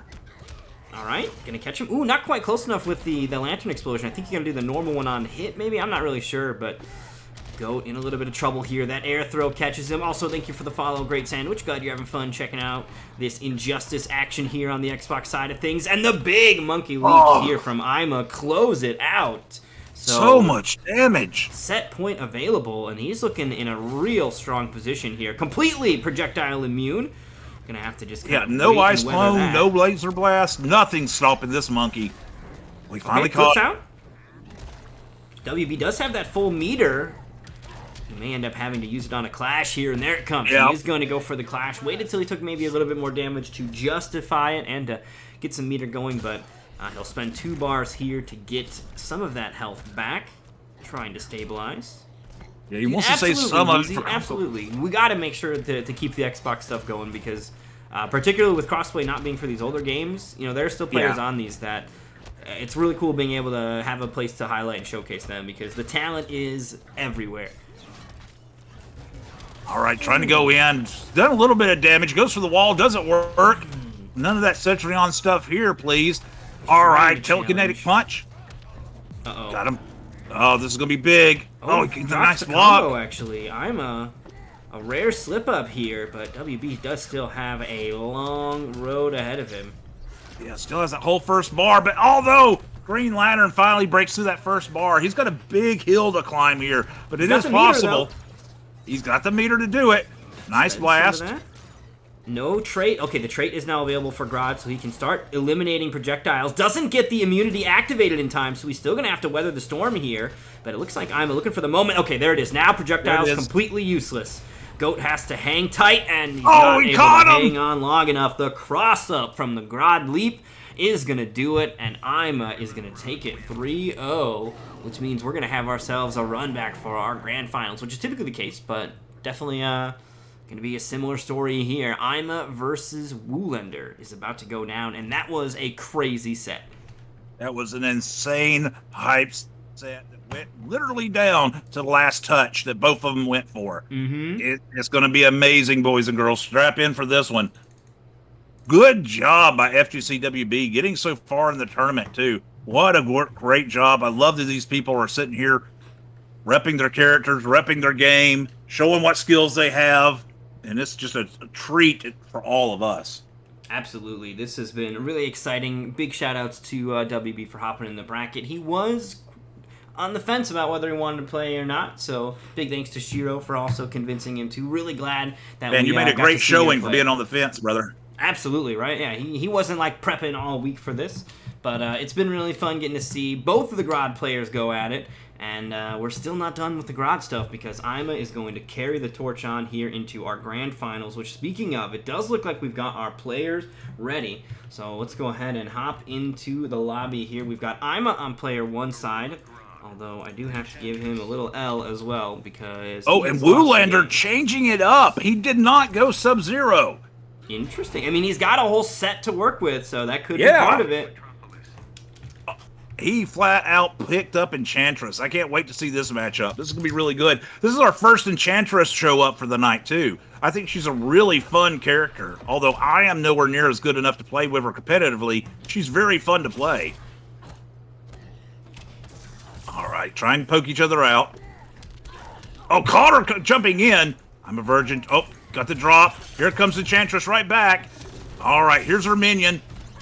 Knocked up.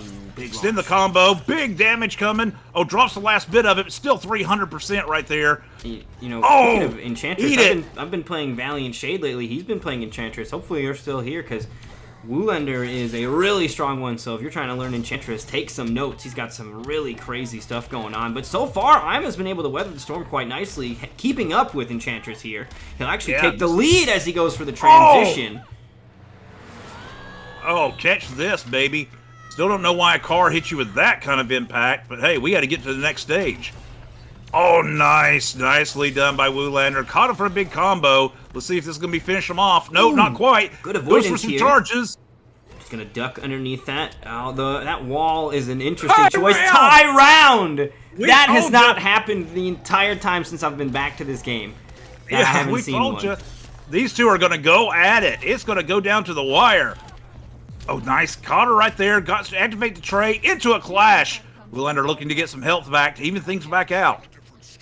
That is crazy. So both of them are going to have access to their clash at the same time, too. That weird kind of pushing the other player to the edge gone. It's both of them on last chance here. Big overhead. It goes blocked. Woolander gets some space. The demon is now present. He'll get the conversion here as well. Weird combos, but they're working out. 360 on the board for Enchantress right there. Gorilla just charges through there, catches her. This is going to be some big damage for the Gorilla if he can keep it up.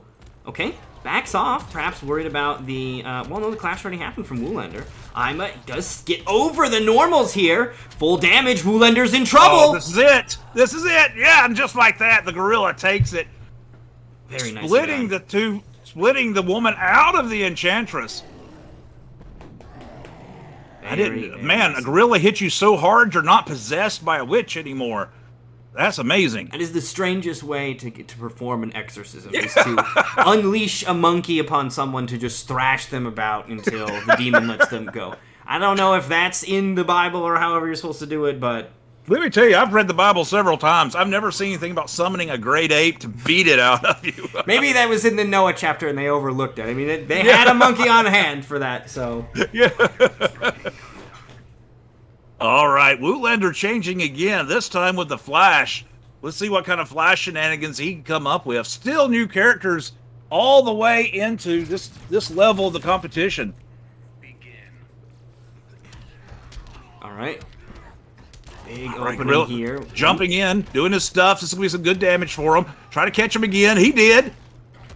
I think Nothing Woolander's big trying there. to put on a show with the various characters in the arsenal here. His Flash also really strong. What the fuck happened there? What happened right there? Why did they both go the wrong fucking way? I'm okay with Woolander going the wrong way, because he maybe crossed the line, but why the fuck did the monkey sprint in the opposite direction? What was that?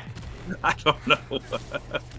All right, Flash going in, trying to catch him, going to pop his trait, probably, to get some extra damage here. Got him popped up. God. Oh, The missing setup. that. Ooh, behind you. Good punish on the low slide as well. I'm going to take advantage of that block. Oh, doing that monkey damage. Look, his Flash right back. Delayed hits. Leap. Okay. Oh, with the armor. Nice defense coming from Woolander. Oh, but he eats it right there. Big punch into a jump. Man, there goes Flash's first health bar. Let's see what he can do here. All right. Trying to go in. Caught him right there. Got him popped up. There should be some big damage. Well, he drops it. Doesn't look like Woolander's up on his Flash combos. He hasn't been playing them enough. But did get the first hit. I mean, the first life bar. Oh, I went for the interactable. It missed, but it ended up being a good combo. Solid sequence. Oh, jumps right over that uppercut attempt. Flash's that uppercut armored doesn't have punch great again. height to it.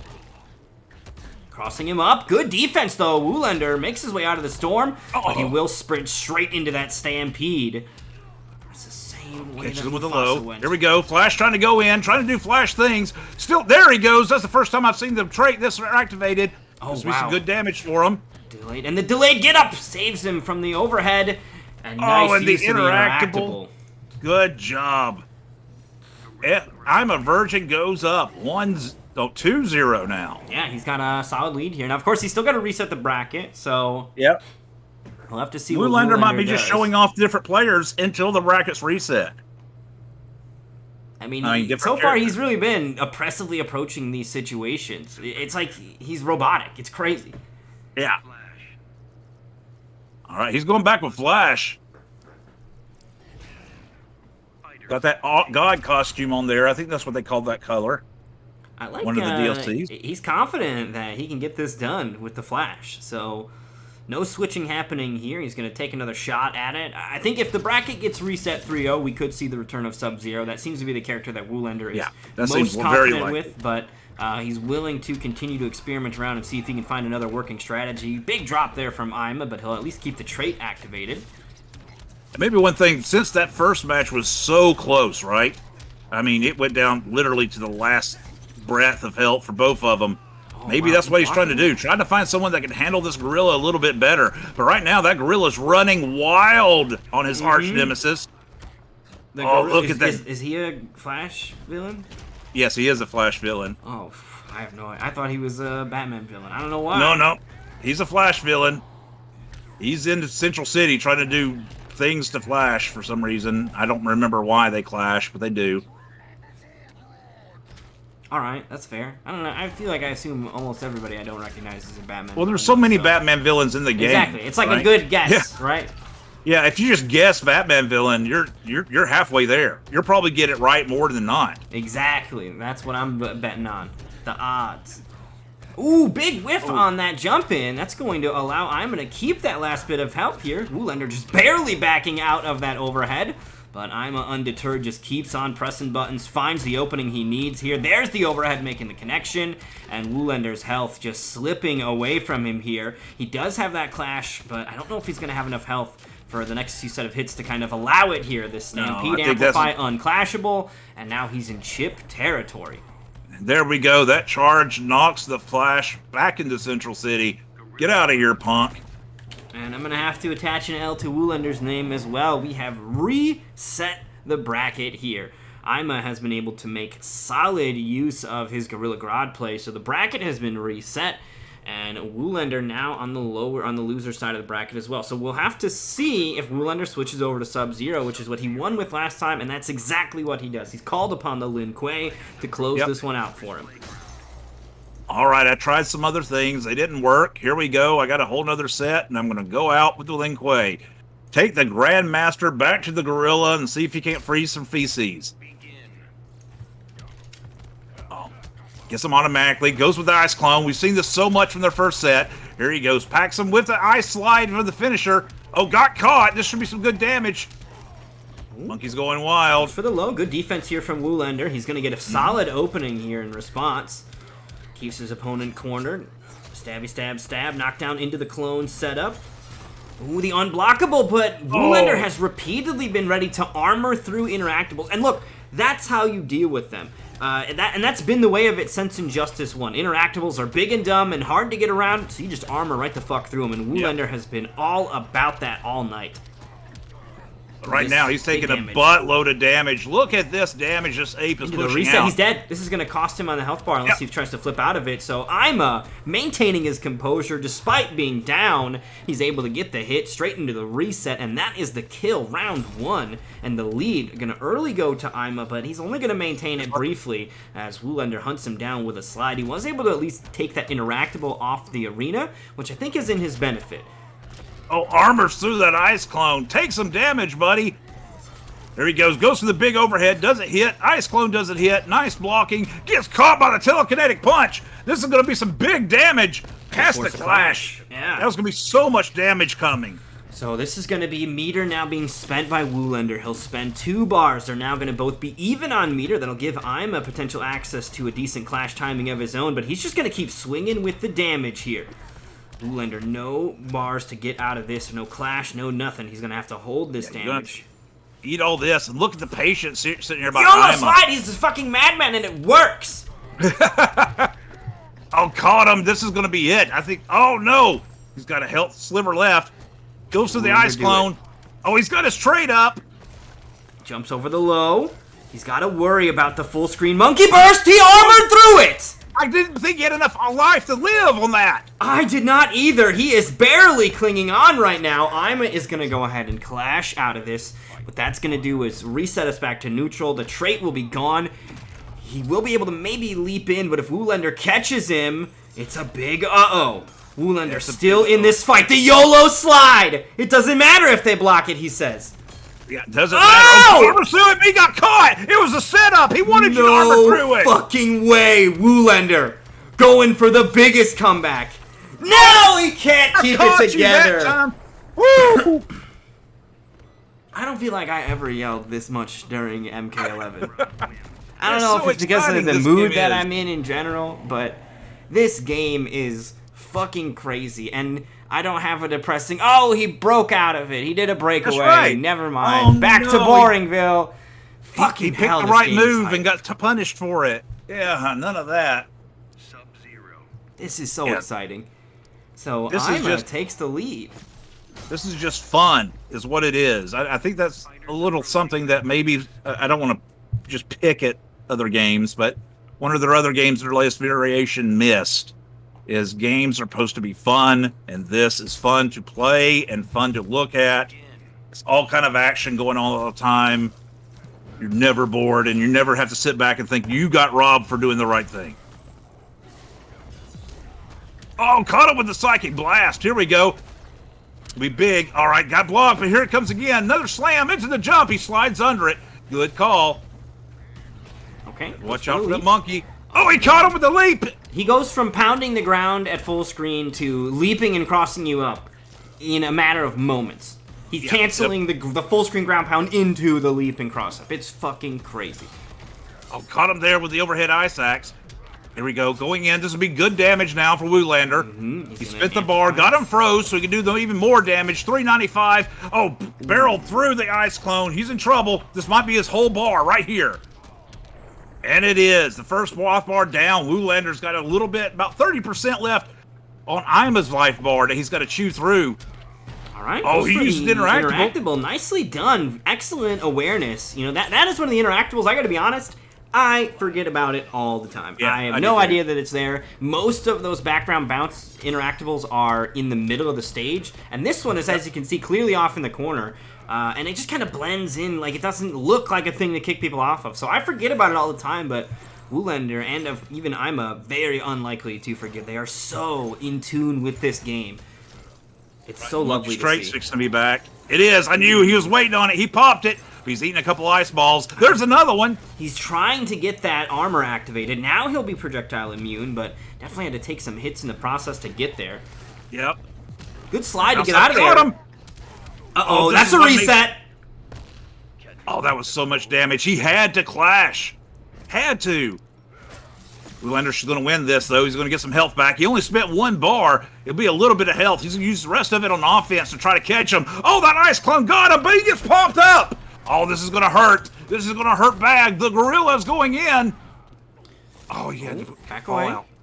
Yep. Moving around. Woolander does not have the life lead. Ima still has the clash available to him as well. Woolander does definitely need to probably get about 3 hits together here. He won't get a chance to even get the first one. The Stampede will do it. And Ima is now on set point. Drunken Woolander. It's happening. It's happening. Ima's taking him to the limit right now. And in reverse of kind of the last game, Ima's coming out with all the wins at the end. It's such a good sight seeing these two go at it. It's so much fun.